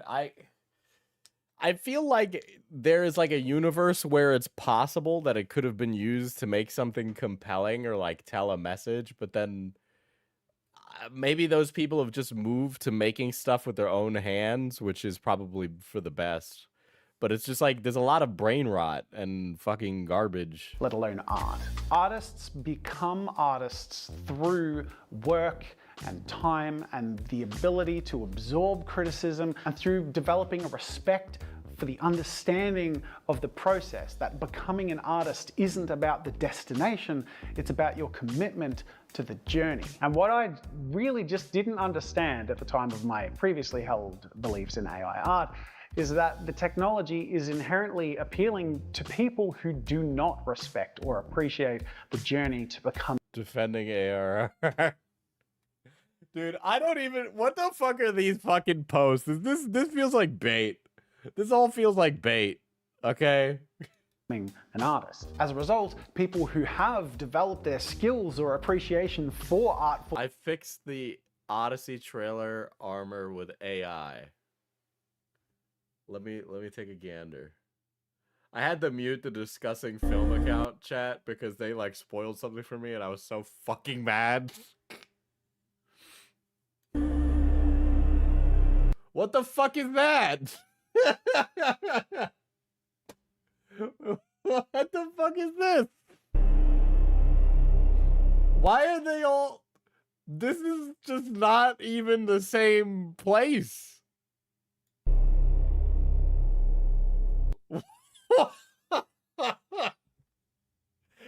Oh. Oh, okay. Is that what... I don't know what the armor would have looked like at this time, okay? But I'm getting a different, like... Look, the armor doesn't need to be accurate. It doesn't need to be historically accurate, okay? I said that when I reacted to the Odyssey trailer before. People have, like, these ideas about what the past looks like. But you should be able to give some little sprinkles to it, you know? Yeah, I thought it was like it looked like the Turks or like, you know, something else. Hi D, I just got out here after finishing your Illymation stream VOD. Also, there's a lot of pro AI subreddits on Reddit and they're all cringe. Dude, it's the Turkish Odyssey.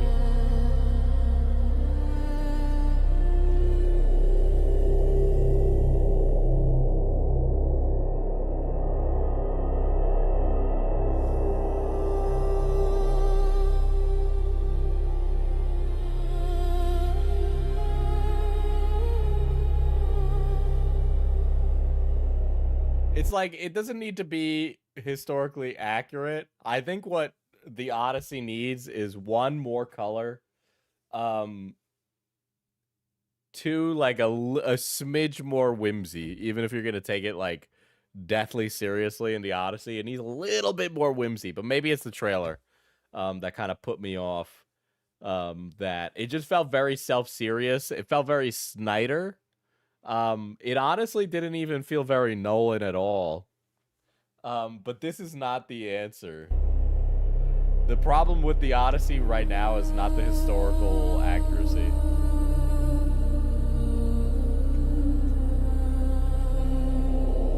Yeah, you know, the Odyssey would have been really good if it was actually a musical, is what I'm saying.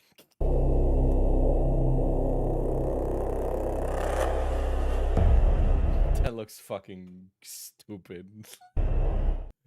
Look, they didn't make the armor this because it looks fucking stupid. That is actually, it's like, Blood, you had one job and you made it worse.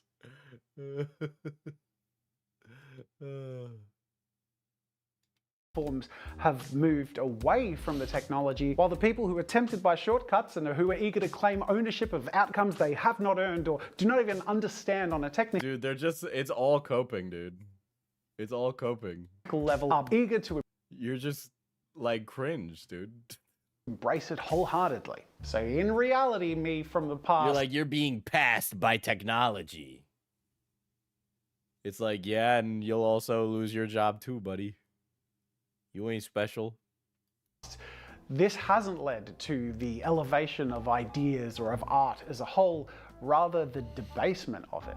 The fact is, the algorithms that are the foundation of social media platforms create financial incentives that are geared towards rewarding the shock value or money-making capabilities of content output. This is not a motivation for artists who are committed to a journey of pursuing and creating art, because pain is a part of the process. They've learned it by being on that journey. It does, however, motivate corporations and businesses that want to cut costs and individuals who want a shortcut to... Dude, I can't believe that this sold.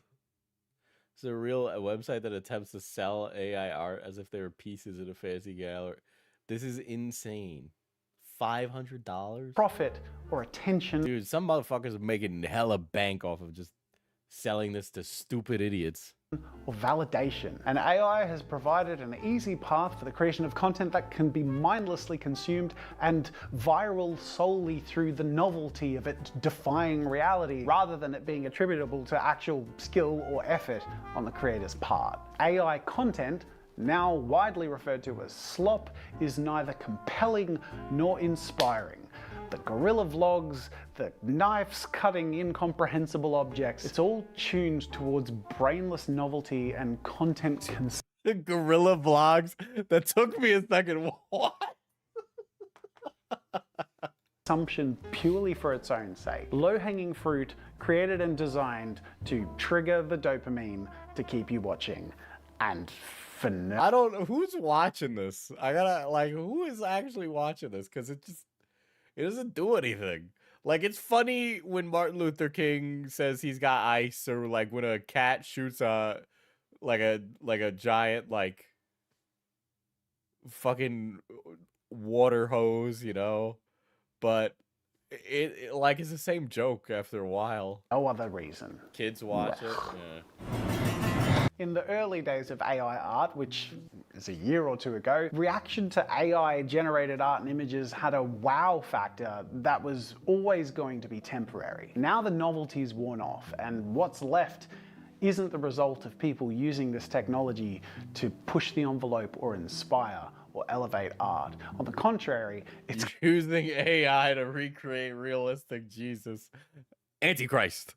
cultivated a kind of widespread skepticism. And now human artists are faced with two challenges: Gorilla vlogs, like eat a banana monkey. to cultivate their craft and share their work in a world already oversaturated with content and now slop, and to justify and prove that they actually made it. A task that is becoming harder Which is fucking outrageous, by the way. and harder every day. It also creates a Which landscape is very, very fucking frustrating. that serves to disincentivize people from starting a creative journey. Because if this is where it leads, who cares? Like, why try? And by elevating technical outcome as the be-all and end-all, we diminish the journey and the beauty in flawed and imperfect creations that are a necessary. Yeah, ultimately what Jazza is getting at is exactly that, the process of art, right? It's not about having this technical mastery. It's not about being the best, and it shouldn't be about being the best. In our society, we talk about that end product too much. We talk like, how can I be the best? How can I be the best artist? What's going to get me the most ahead? What's going to make me the one who succeeds the most? How do I make the most money? Right? But it's never about the process of going through it, of all the pieces in between that it takes to get to that end goal. Because there is no end goal, by the way. That's a lie that you're telling yourself. All right? It's about this process of working through something and developing that process. So a lot of what you make won't be perfect. It won't be at the level that you've decided, because it doesn't exist, because it's always going to change as you improve. Part of that journey. So now great and noteworthy art is vastly in the minority and is seen with a level of suspicion that devalues art because of AI. While I was writing this video, I heard someone in the next room say they assume everything is AI unless it's provable that it's not. I experienced this myself with shocking, disgusting realization when I saw the trailer to the upcoming film Wildwood. Because this very opening frame, just this split second when I was flicking through TikTok, my brain went, ugh, AI. And I could have kept scrolling. But if I did, I would have missed something really special, because what actually proceeded to play before me was one of the most inspiring displays. It's crazy now that, like, every time an artist does something, they have to prove it, which is shitty. And part of it's like, that's like such a double-edged problem, because on one hand, like, the AI bros don't give a fuck, and they'll just manipulate whatever they want. And on the other hand, you have people who are insecure artists who are looking to search for that end goal. Okay. When I talk about The ones, because we live in a society, the ones that are worried about being the best, about getting the most money, about reaching the end goal, about getting the job. Sometimes they get upset because they're not there yet. And instead of looking inward to themselves to figure out what they could do better, they seek out the easy answer, go online, and get in arguments with people about what is and isn't art, when ultimately that time could have been better spent honing their craft or developing it more. And so now every artist has to show their process.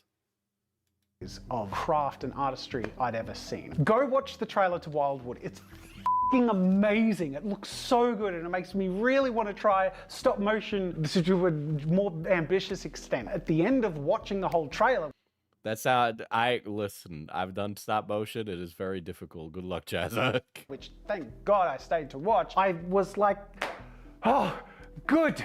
There are still craftspeople out there.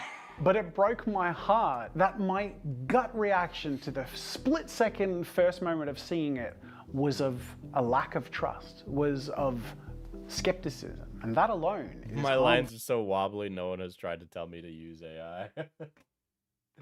I used to draw in college, and I want to do it again, and I feel this hankering need to learn again. And I got pretty decent, and now I have no skill for it at all, and I am so worried to try to do it again. But, like, I'm not going to fucking use AI. AI is not going to give me what I want. The only person who can draw a goth goblin... Well, there's actually a lot of people like that, but I want to be able to do it too. To art and creators. In short, I now believe that generative AI does not empower art or people's creative journeys. Rather, it's largely acting as a poison to it.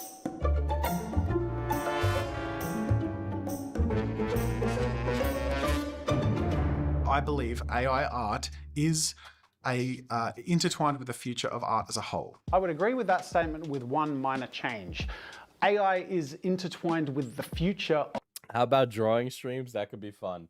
I would sooner do a mini painting stream, because at least I know that my miniature painting abilities are okay enough that I'm not going to hear it from chat. But nobody wants to watch me draw simple forms. Of content. And while art can be content, the current content landscape has a very different motivation and influence than art does. Where art is empowered by connection and context and communication, content is motivated by the algorithmic retention of attention, which is converted into views and engagement, the final destination. Is it bad that I have bias to consider physical art to be more artistic than digital art? I think a lot of that is probably swayed on by AI recently. The technical skill required translates between the two 110%. I think the tangibility and permanence of physical art gives it this air of seriousness, which is a problem, by the way, because digital artists could be as good as the great masters of old, but because they do digital art, the traditional artistry, academia, and community looks down upon them because they do it digitally. It is like a long-standing societal hurdle that digital artists have had. You know, that barrier between the physical and digital needs to break down in order for digital artists to be taken with the same level of seriousness as people who do art physically. For which is money. Now I can't spit acid at this price. I truly believe the great artist, the great masters of the, like, when people in 300 years are looking back at the great masters, I guarantee you many of those great masters will be digital artists. But right now there's this barrier where people assume digital art is just hitting a button and making art. Process. At the end of the day, it's my job. I'm a content creator. But when we're looking at the conversation about AI and art, we kind of need to step outside of the art framework for just a second. Because the reason trillions of dollars has been thrown at AI isn't because these billionaires think investors think AI will elevate humanity. It's because they believe the pursuit of superpowered AI at its core is the pursuit of limitless power and limitless wealth. That's why they're rushing with limitless recklessness.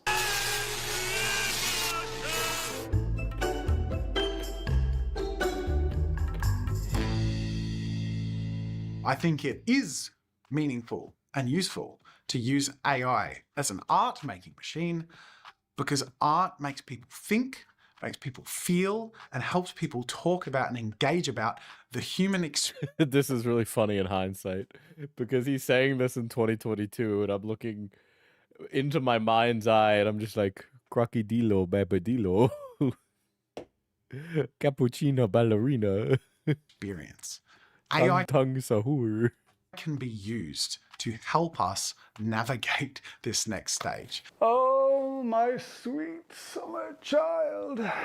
If I can come to the defense of my past self here, it's that my arguments were both limited by the lack of learning and resources and evidence apparent in the outcomes that we are all witnessing now, but also that my determined technological optimism was founded on my own lens and motivations for the use of AI art. Because if I had superpowered technology, I would use it to create art and empower creatives. But generative AI is not an art-making machine.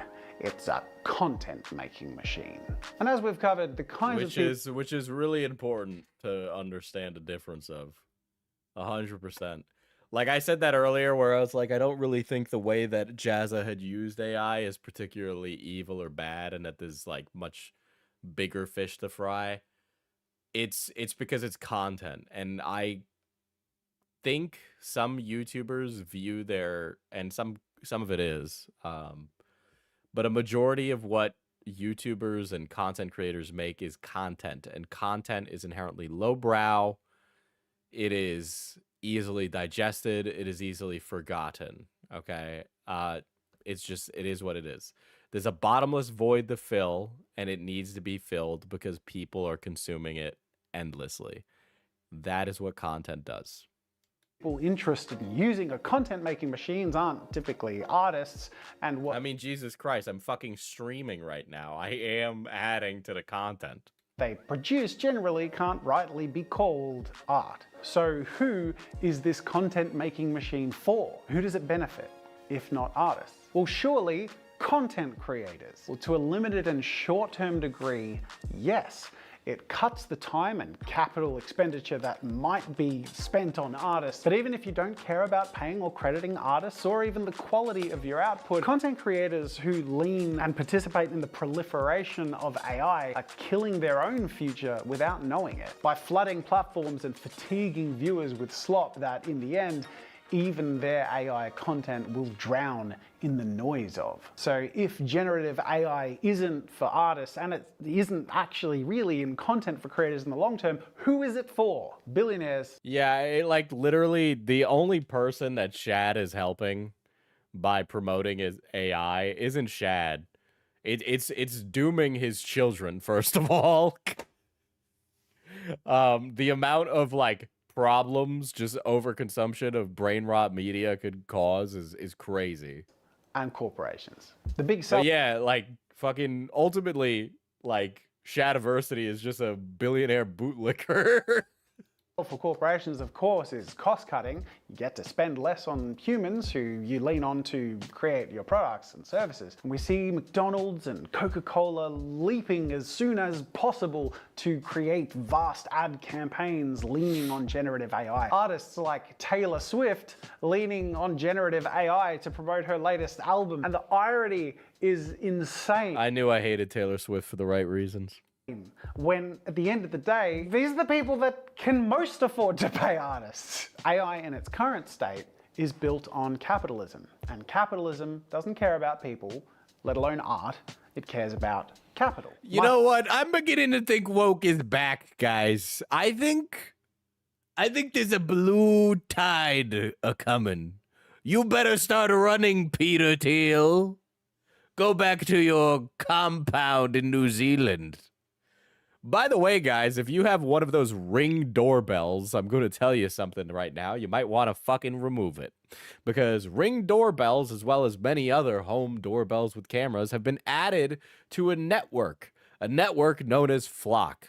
There's a few of these companies out there, but essentially what they do is aggregate all of the security cameras, web cameras, and traffic cameras that exist, and they have made it into a basically a national surveillance system owned by a corporation, of which the police and federal law enforcement can take advantage of. And you would have no idea.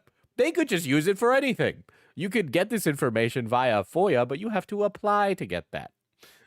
But yeah, basically what'll happen now is if you walk outside, Flock is able to track you based on where you live, what clothes you wear, what car you drive, what's your license plate. And it's basically able to tell you wherever you go. Okay, it's able to keep track of you as a specific person wherever you go.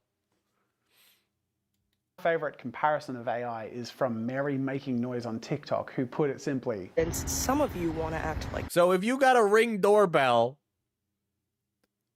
you need to get rid of it. I'm sorry, there's no one, but you need to get rid of it.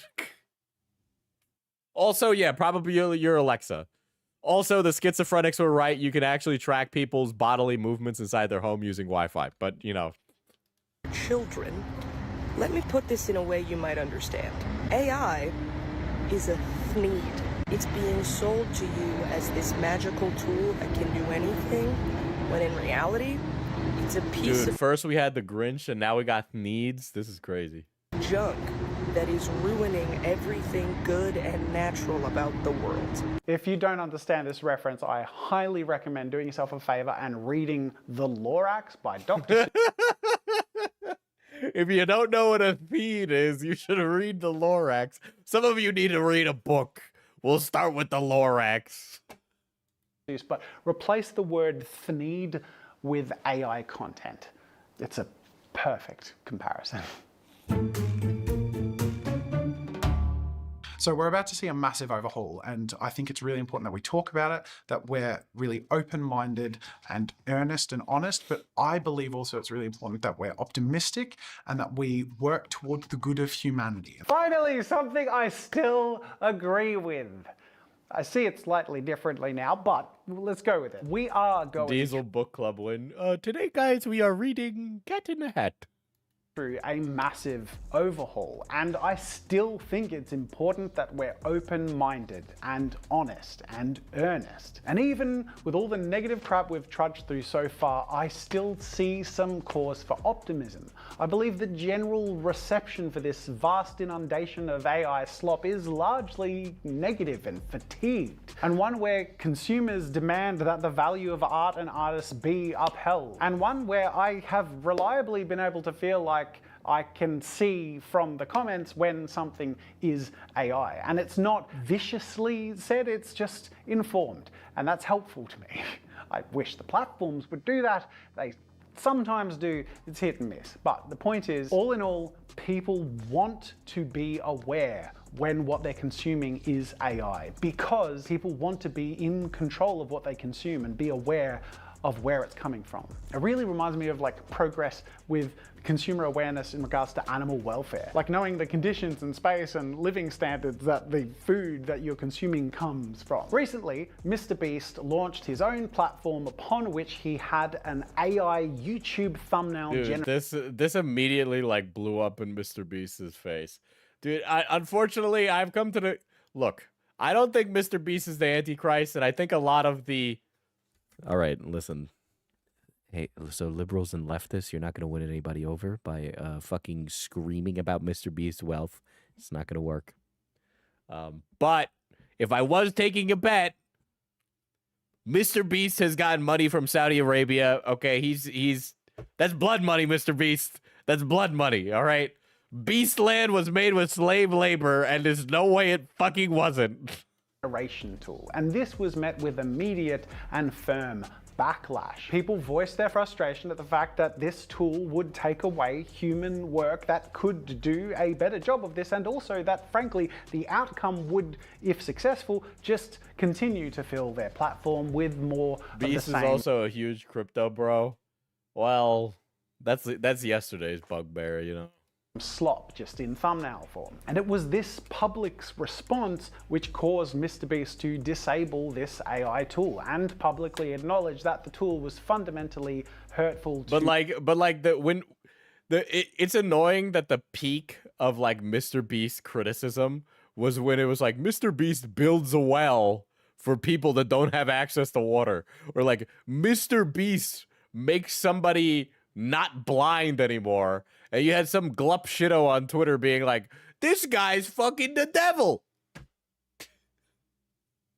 And it's like, well, now you just ruined the argument for me wanting to talk about how Saudi Arabia has had journalists fucking blown up to pieces because they didn't like the coverage the journalist was providing Saudi Arabia, okay?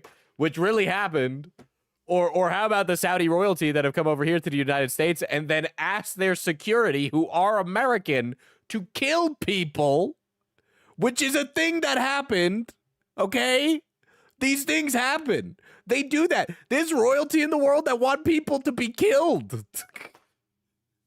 creators as a whole. That's a good outcome that was achieved by the response from a cultural understanding and agreement. Sad times. I must go make fat bags. Well, I gotta ask what that is before you leave.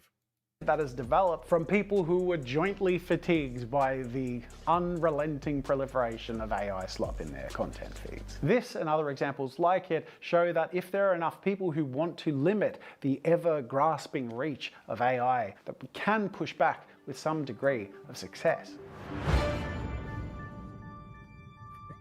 You know, Jimmy has a chance to help out the Palestinians. Will he take that chance?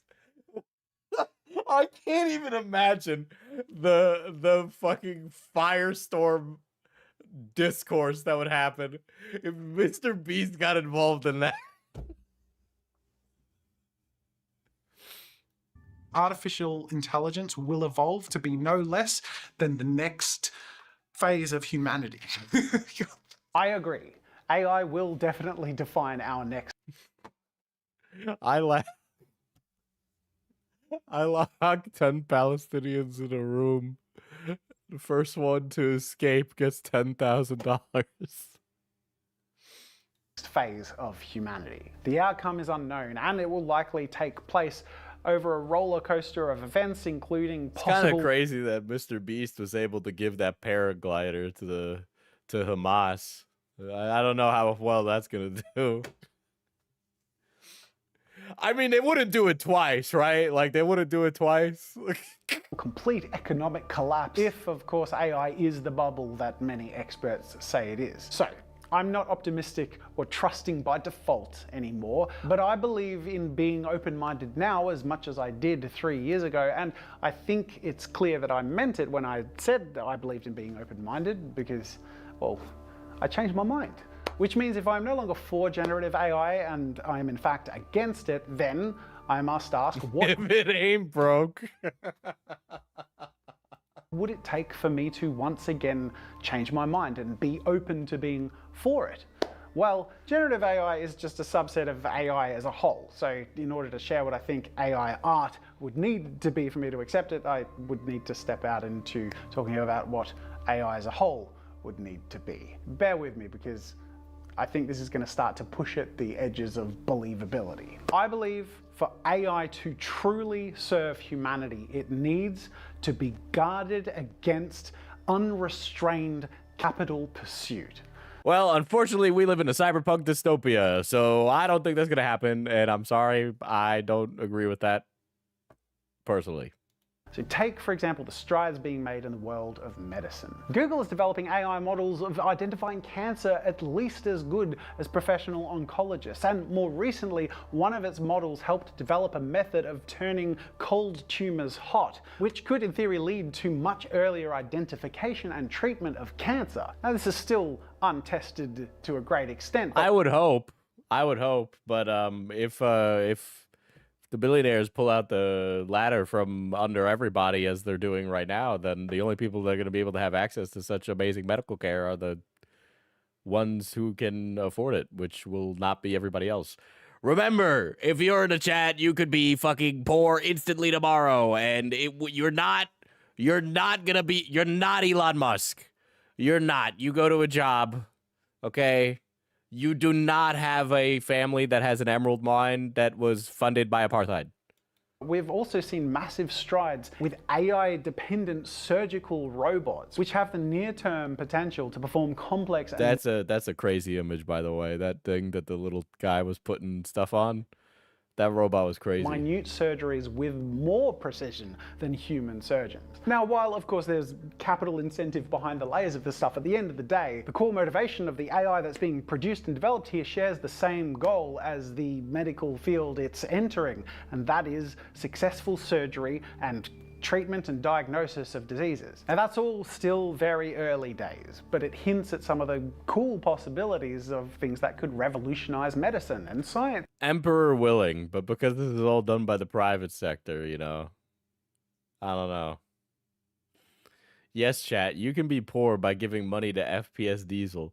Well, I'll never say no to money, you know. I'm if anything, it's like you should allow me to be as irritating as the other guys, but also like I'm more funny, so it's okay. For example, but then we face another problem. What about the doctors? And Think about how irritating that you could make me, chat, with a small donation of $5. Scientists. If AI is going to do it better. Regardless of what industry we're looking at, in the end, we are always going to face the problematic payoff of the promise of AI. If AI can replace all human labor, then income simply cannot be tied to human labor for its value. Even the most ardent capitalist will eventually have to face the problem of AI empowering late-stage capitalism, and that is, once you've cut all your expenses and replaced all your workers, how are people going to afford your products? Because they don't have... Listen, man, they haven't even thought about that, all right? Okay, so this is how it's going to work.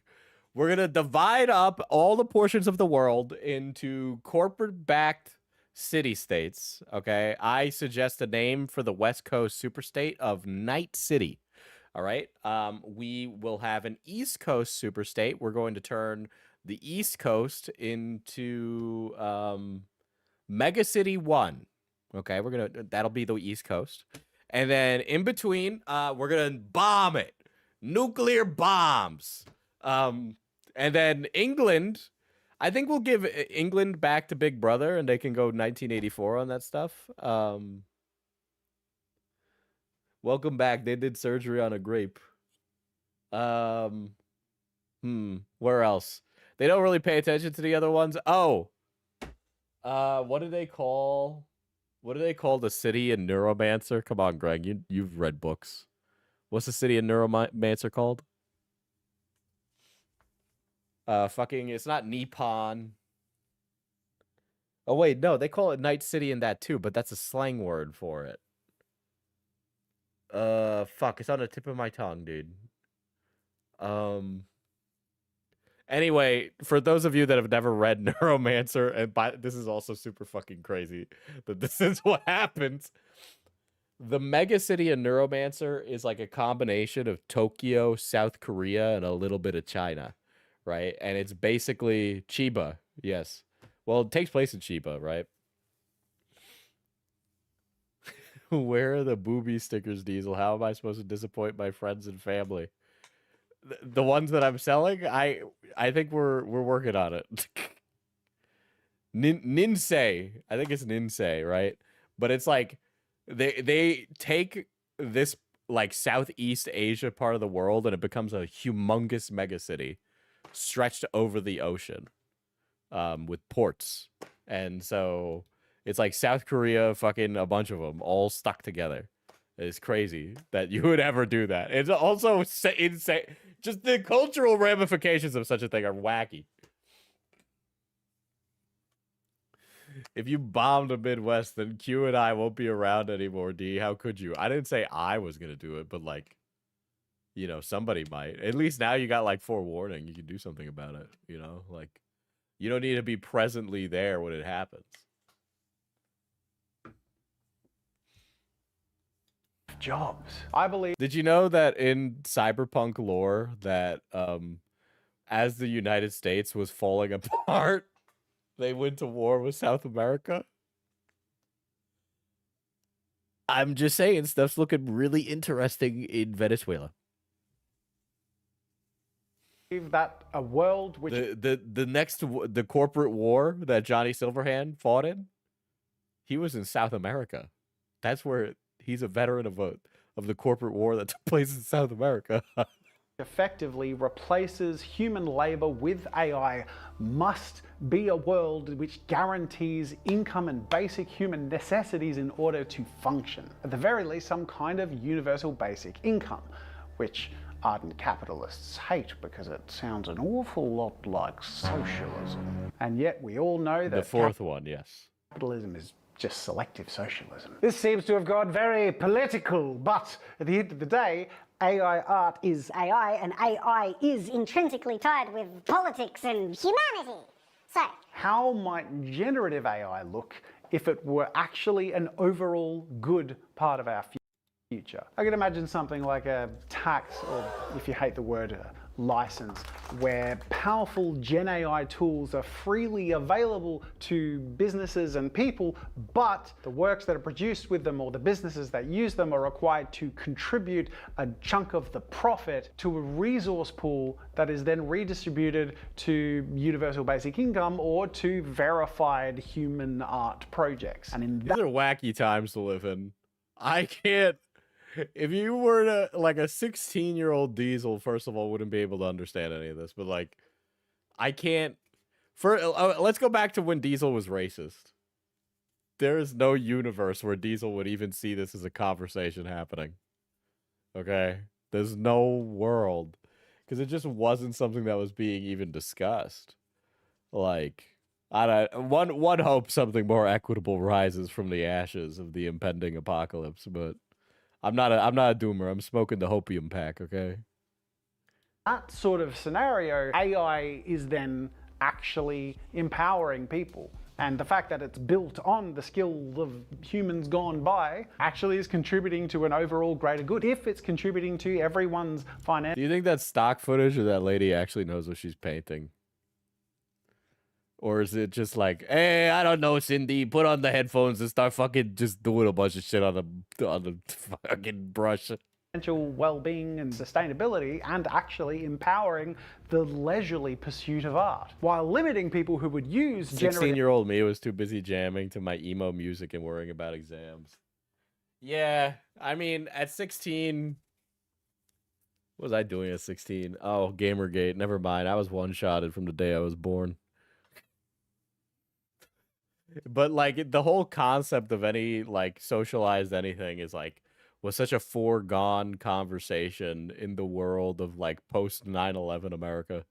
of AI's ability to exploit the work of others for financial gain. Because in a system like that, successful work produced with generative AI would be contributing back into the system. Guys, I want to see the movie Marty Supreme. This has nothing to do with anything. I just wanted to bring it up. I really like Timothée Chalamet's pleated pants.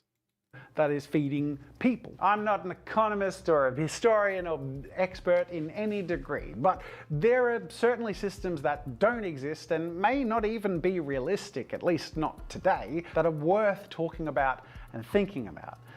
It's hard to, because we can't really imagine anything like that being possible with systems set up as they currently are. But the systems of today are proving quite fragile. And if they fail or need to be repaired or replaced by something... Dude, it's going to be really crazy when all of a sudden I need to irrigate my own crops again. I'm not going to lie. I am not looking forward to that. I need to take a piss, speaking of irrigating. I gotta irrigate my peanuts. What am I saying? Hold on, let me put on some piss music. I'm getting there. There we go. Thank you.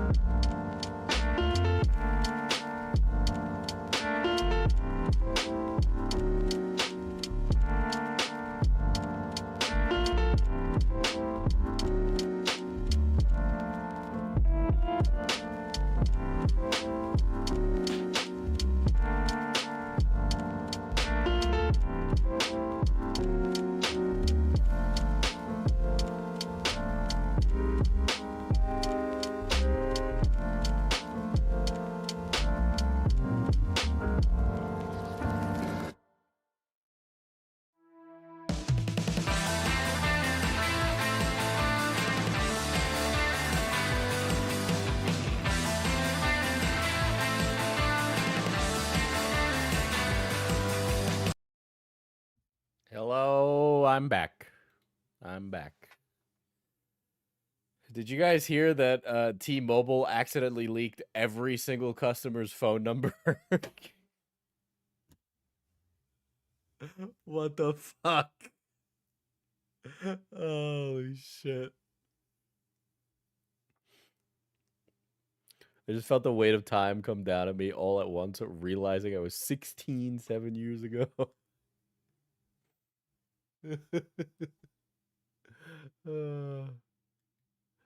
God. Anyway, what happened to chat? Oh no, it's fucking broken, dude.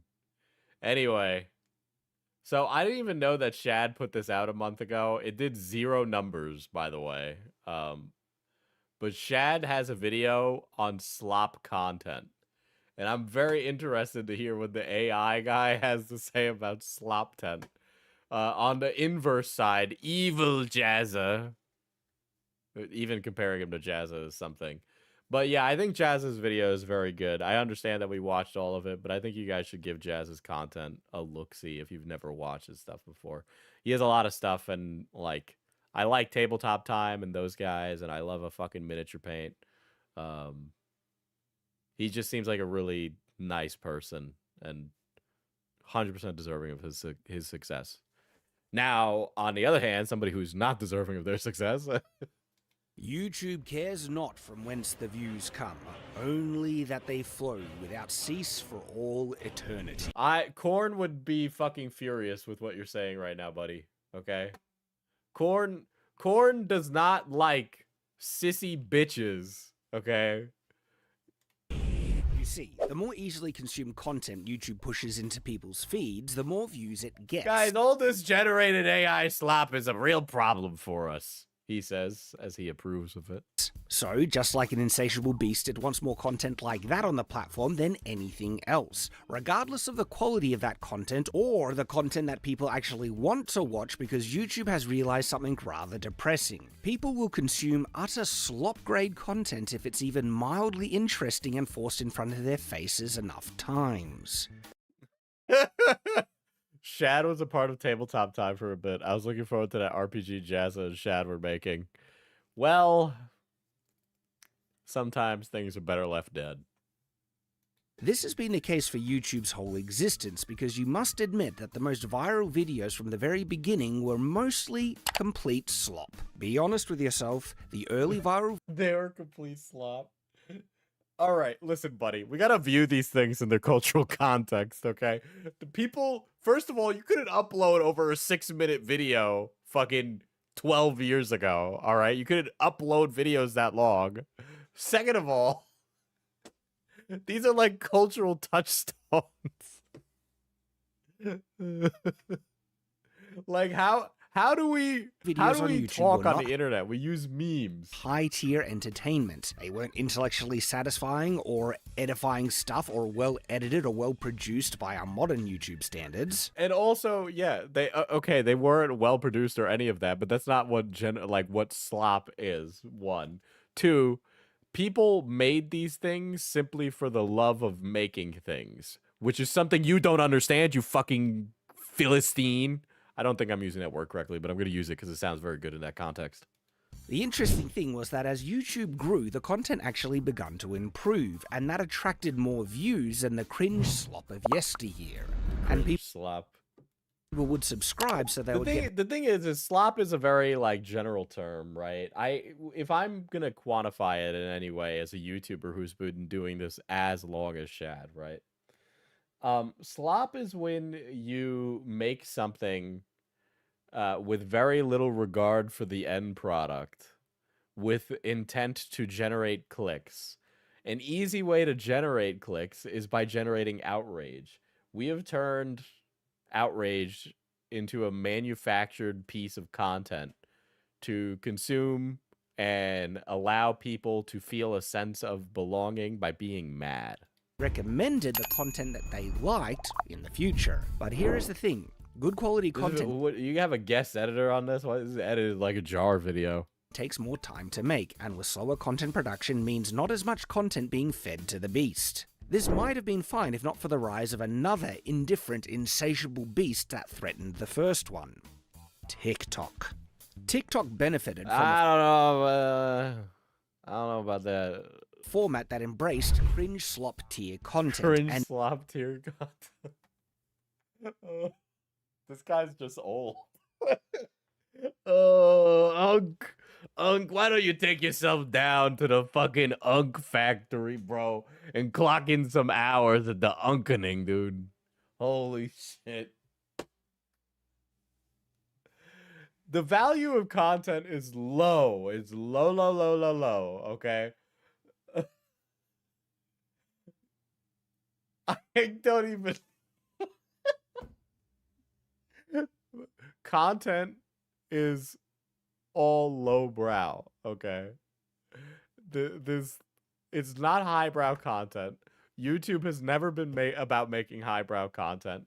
If you want to make highbrow content, go work in the industry, okay? Actually go work in the industry, right? If somebody's making something and they enjoy what they're making and they enjoy the process of it, I don't feel like that's slop. You have to, like, be making stuff with the intent to, like, part of it is, like, also generating a profit from it, right? Where it's like, I make this, like, I make videos complaining about modern cinema because I know that complaining about that will get me lots of like views and money, right? Like that would be slop then, because you don't actually care about it. You care more about like making the money. And it's very clear that that's the case. There's so many guys like you, Shad. in a shorter format meant that it was easier to produce. Also, that guy right there is doing a pantomime of the TikTok dance slop stuff, okay? That guy is clearly mocking that, and Shad is presenting it as if it is 100% sincere, okay? This isn't even highbrow content, and his media literacy is that bad, guys. And more importantly, consume. Content consumed more means more views, and you will notice a depressing similarity between TikTok sludge content. Oh my god. Dude, you're just old. You're just old. You're old. Old. Grandpa. Bella Porch got famous because she's cute and can dance. That's why she got famous, right? She was able to parlay that into a career. The Numa guy didn't do that. And the original viral content of YouTube. This made YouTube change. It's such a surface level idea, right? The way he handles it is very surface level. Because like when you actually sit down and think about like the efficacy of what this content does within YouTube, or like how it exists or how all these things exist, it's like this is just him complaining that he can't keep up with the times. To copy the same type of Dude, wow. No way. Dude, it became vaxxed, dude. Vaxxed. I can't believe it. He got vaxxed. System as TikTok, not one curated to the viewer's subscriber list, but by what most people were consuming overall on the platform. Whatever people were watching more of, YouTube will recommend that type of content to other viewers, even if they were less interested in it based on their subscriptions. The more broadly appealing content, even if you hadn't subscribed to it, would be prioritized in the It's not like the For You page on like Shad like when I'm at my like homepage on YouTube, it's pretty good. Like it's pretty much curated to me. Here. I'll tell you, right? So I like watching Scroll Deep. I've been watching a lot of their stuff, right? I watch pretty much every episode that comes out. I've been looking more into audio stuff. So Podcastage has been a channel I've been watching quite a bit, right? Because I'm trying to learn more things about it. I watch a lot of this channel, which is just documentaries on fucking North Korea. I don't like when YouTube put mixes in it. That's very annoying. I don't like that. To Snakera, I always watch his long form reviews. So like the homepage on YouTube does a pretty good job of servicing me the content that I want. It's not like it's just servicing slop to everybody. It's not servicing slop to everybody. It's serving slop to kids. Okay? That's definitely happening, but your audience just isn't watching, okay? This is just you bitching about not getting views again. All right? The Space King, Mr. Bones, 40K, fucking love him, okay? But like a lot of this stuff is stuff I actually watch. It's not like the For You page is throwing like junk at me that I don't watch. Fucking Tolarian Community College, because Magic, I need to keep up with Magic. Fucking Fern is a great channel. I want to make content like that. But like this is all stuff I watch, you know? So it's not like it's servicing me garbage. He like fundamentally doesn't understand that the homepage isn't servicing slop. It's just not servicing your content. Recommendations over the channels you subscribe to the like I get it. I understand it's like, oh, the death of the subscription box, and a lot of people like using the subscription box. Absolutely, 100% get it. I have been using my account since I was fucking like 14, guys. I've been on YouTube that long. All right. I can't use my subscription feed. I literally can't. I can't physically unsubscribe from enough channels because I have over a decade's worth of subscriptions. So I have to just use the homepage. I don't have a choice. point where subscriptions now literally mean nothing for video recommendations. That was literally told to me by I don't know why. Like he's mauled. Like this is another fucking video where Shad is mauling about no views again. people at YouTube as well as this. Subscribers don't matter in 2023. Consumption matters. And then, of course, wait a second. This guy is not. He's just like a guy who makes YouTube content about making content. You don't get paid for subscribers. You get paid for views when you Yeah, of course. You've never gotten paid for subscribers. That's not a transcendental idea. click on something and it retains your attention. YouTube goes, I want to serve them more stuff that will hold their attention. In 2010, subscribers were king. In 2020, I mean, subscribers still hold like a vestige of like value, but 23 consumption is king. But I think that's like a misrepresentation of that, right? So like if you want to say it in the worst way possible, yeah, the more people consume, the more money you'll make, right? The more people consume your content, the more money you'll make, right? But it's like you're not playing to your audience. They don't care about that shit, right? Like people don't give a fuck about Shadiversity's content anymore. It's not that Shadiversity, like his the subscribers don't fucking matter. Yes, that's 100% true. I agree with that.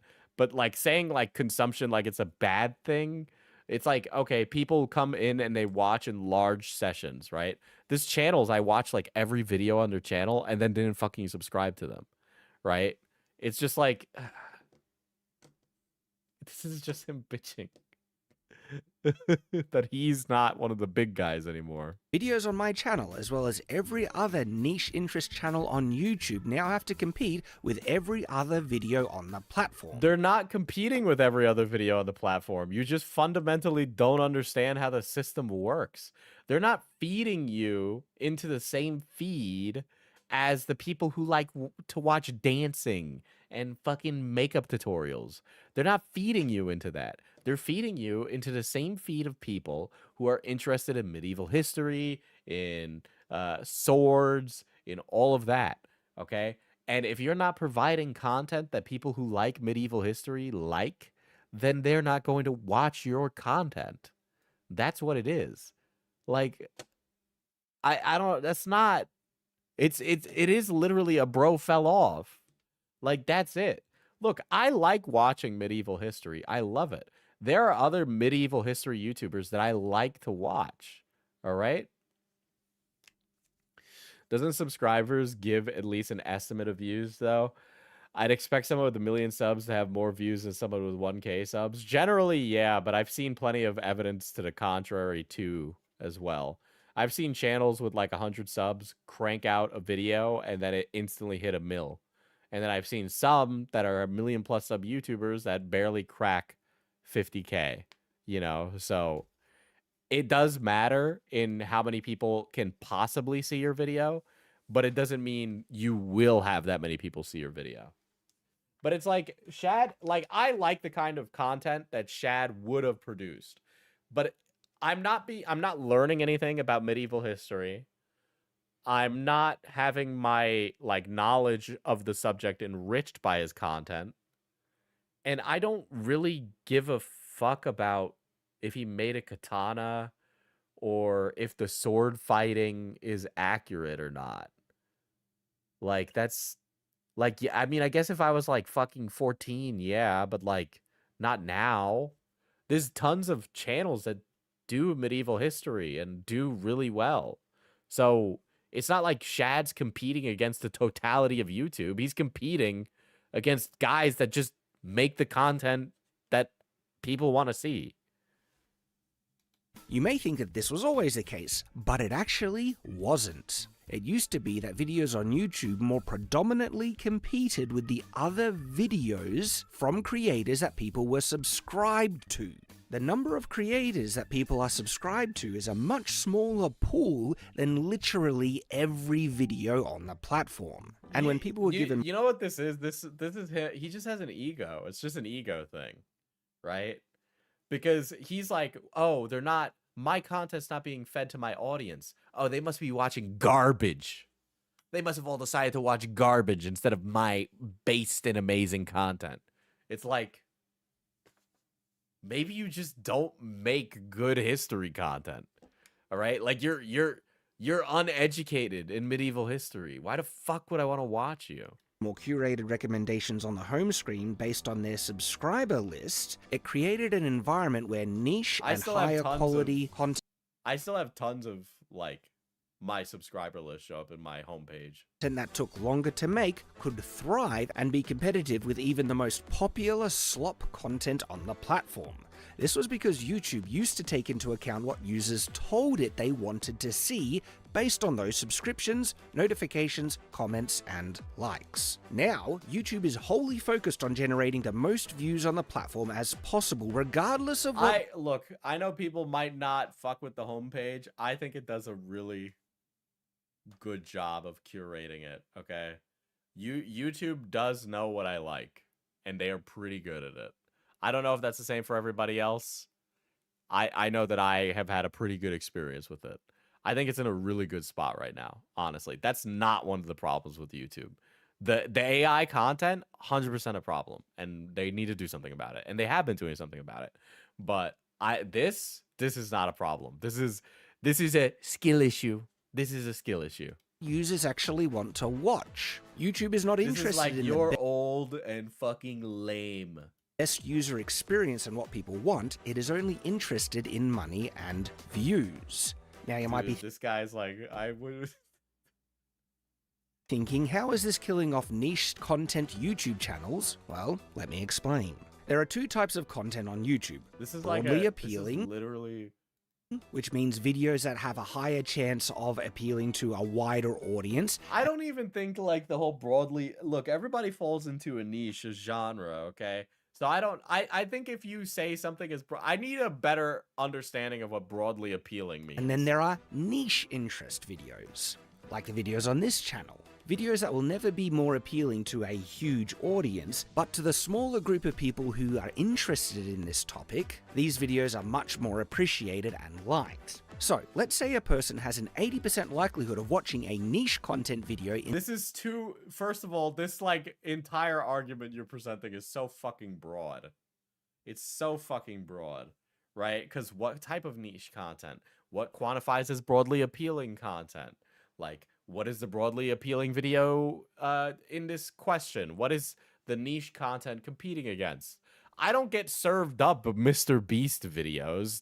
Maybe those are considered broadly appealing. I don't get served up Ryan Trahan videos. I don't get served up those videos. I guess those are broadly appealing, but I don't get served up them. It's like there's a different audience and different scale of audience for each. There just is, right? So maybe the audience associated with the sword community is much smaller. I think Sellsword Arts is a good sword channel, but he still doesn't get as many views as like a fucking, I don't know, a fucking alternate history hub. their interest. Alternate history hub just does something much more broad than a guy who does HEMA and historical medieval fighting. How many fucking people are interested in historical medieval fighting? I really don't think it's that many people. Sphere, and only a 20% likelihood of watching a more broadly appealing video that is not catered to their likes but appeals to far more people. In the past, YouTube would recommend the video that the viewer would enjoy more, but not now. If the broader interest video appeals they still do the thing on the left, you fucking idiot. To say 20% of the users on the platform, while the niche video only has a chance. I bet the sword community buys more stuff than Beast viewers. I would also agree with that, yeah. I would argue that the people who are in the sword community have more discretionary income. Chance to appeal to, say, 1%, oftentimes even lesser. This is like you've made like a fake issue to be mad about. Like, which video is YouTube more incentivized to promote to new viewers if it disregards users' subscription preferences? Of course, it's the one that has higher chances of more people watching it, and therefore okay, I'm having a really hard time watching this. I'm not even gonna lie, because I just don't want to fucking hear a grown man whine. I don't want to hear a grown man whine. I don't. Do you think who the fuck, I was enjoying what Jazza was having to say. I had things that I wanted to say and add on to it, but there is something to be said about, I literally, if you are having problems as a fucking creator at your age, Shad, get your shit together and do something different, all right? Fuck. Maybe, Shad, maybe it's time to stop complaining and unplug. It's time to quit. Maybe if you dedicated more time to Night's Watch, you'd be more successful. Actually go whole hog. I'm actually encouraging you to go whole hog into the culture war stuff. I think it would be better. I think your career would be better for it. I think your family would be better off for it. I just I can't, dude, I am so fucking tired of hearing creators bitch and moan like this. It's like shit or get off the pot, okay? There are three types of YouTubers and why they quit. And I am going to do a video on this. I do want to talk about it because, I think about a lot of these things too, right? You either make enough money that you're like, all right, I'm good, I'm out. And then you quit, right? Or the channel, you burn out and you just can't do it anymore, which is really possible. It is mentally taxing. And so you're like, I quit, I leave. Or, the content, it kind of just dries up. There's nothing left for you to make. And it doesn't really resonate with the audience anymore, so you quit and you go on to something else, right? Those are the three reasons people quit.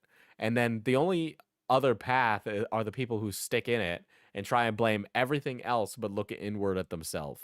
The lack of introspection and the fact that he literally has 12-year-old brain. Literally it's a 12-year-old brain shit again. Okay, every single fucking time. I am so tired of grown-ass people bitching and moaning about everything. Don't get me wrong, I get it. I feel the belt tightening. I understand that shit's really tight right now. I'm incredibly blessed that this audience donates and gives me money, because the government would garnish my wages and to pay off my student loans. Okay, I'm blessed. I'm blessed that you guys are able to do this, okay? Because you keep me from being like, from having my like car repossessed. Right? But it's just like, I'm not trying to like I'm not getting online and like complaining that it's like, oh, nobody watches Diesel anymore. Nobody gives a shit about me. Fuck off. Fucking either do something different, make more content, or like try and figure out something. All right. This is like so you're not solving the issue. You're just complaining. I have very little care for people who only complain and don't do something about it.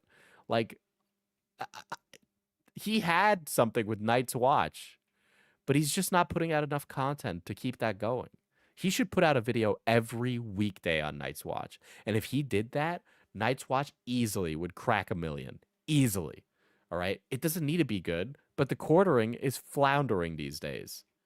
You could easily replace him. Easily. All right? There's a space for you. I don't know why you're not taking it. You are leaving money on the table. I don't know what to tell you. Like, fuck. It's easy, too. You just need to watch a fucking movie. Am I the problem? No, it's YouTube that's the problem. I don't even want to watch it. I don't even want to watch it. I can't. I can't be bothered. I can't. Oh, my God. I am going to eat some ham, chat. I'm going to eat some ham. I hope you eat some delicious leftovers yourself, okay?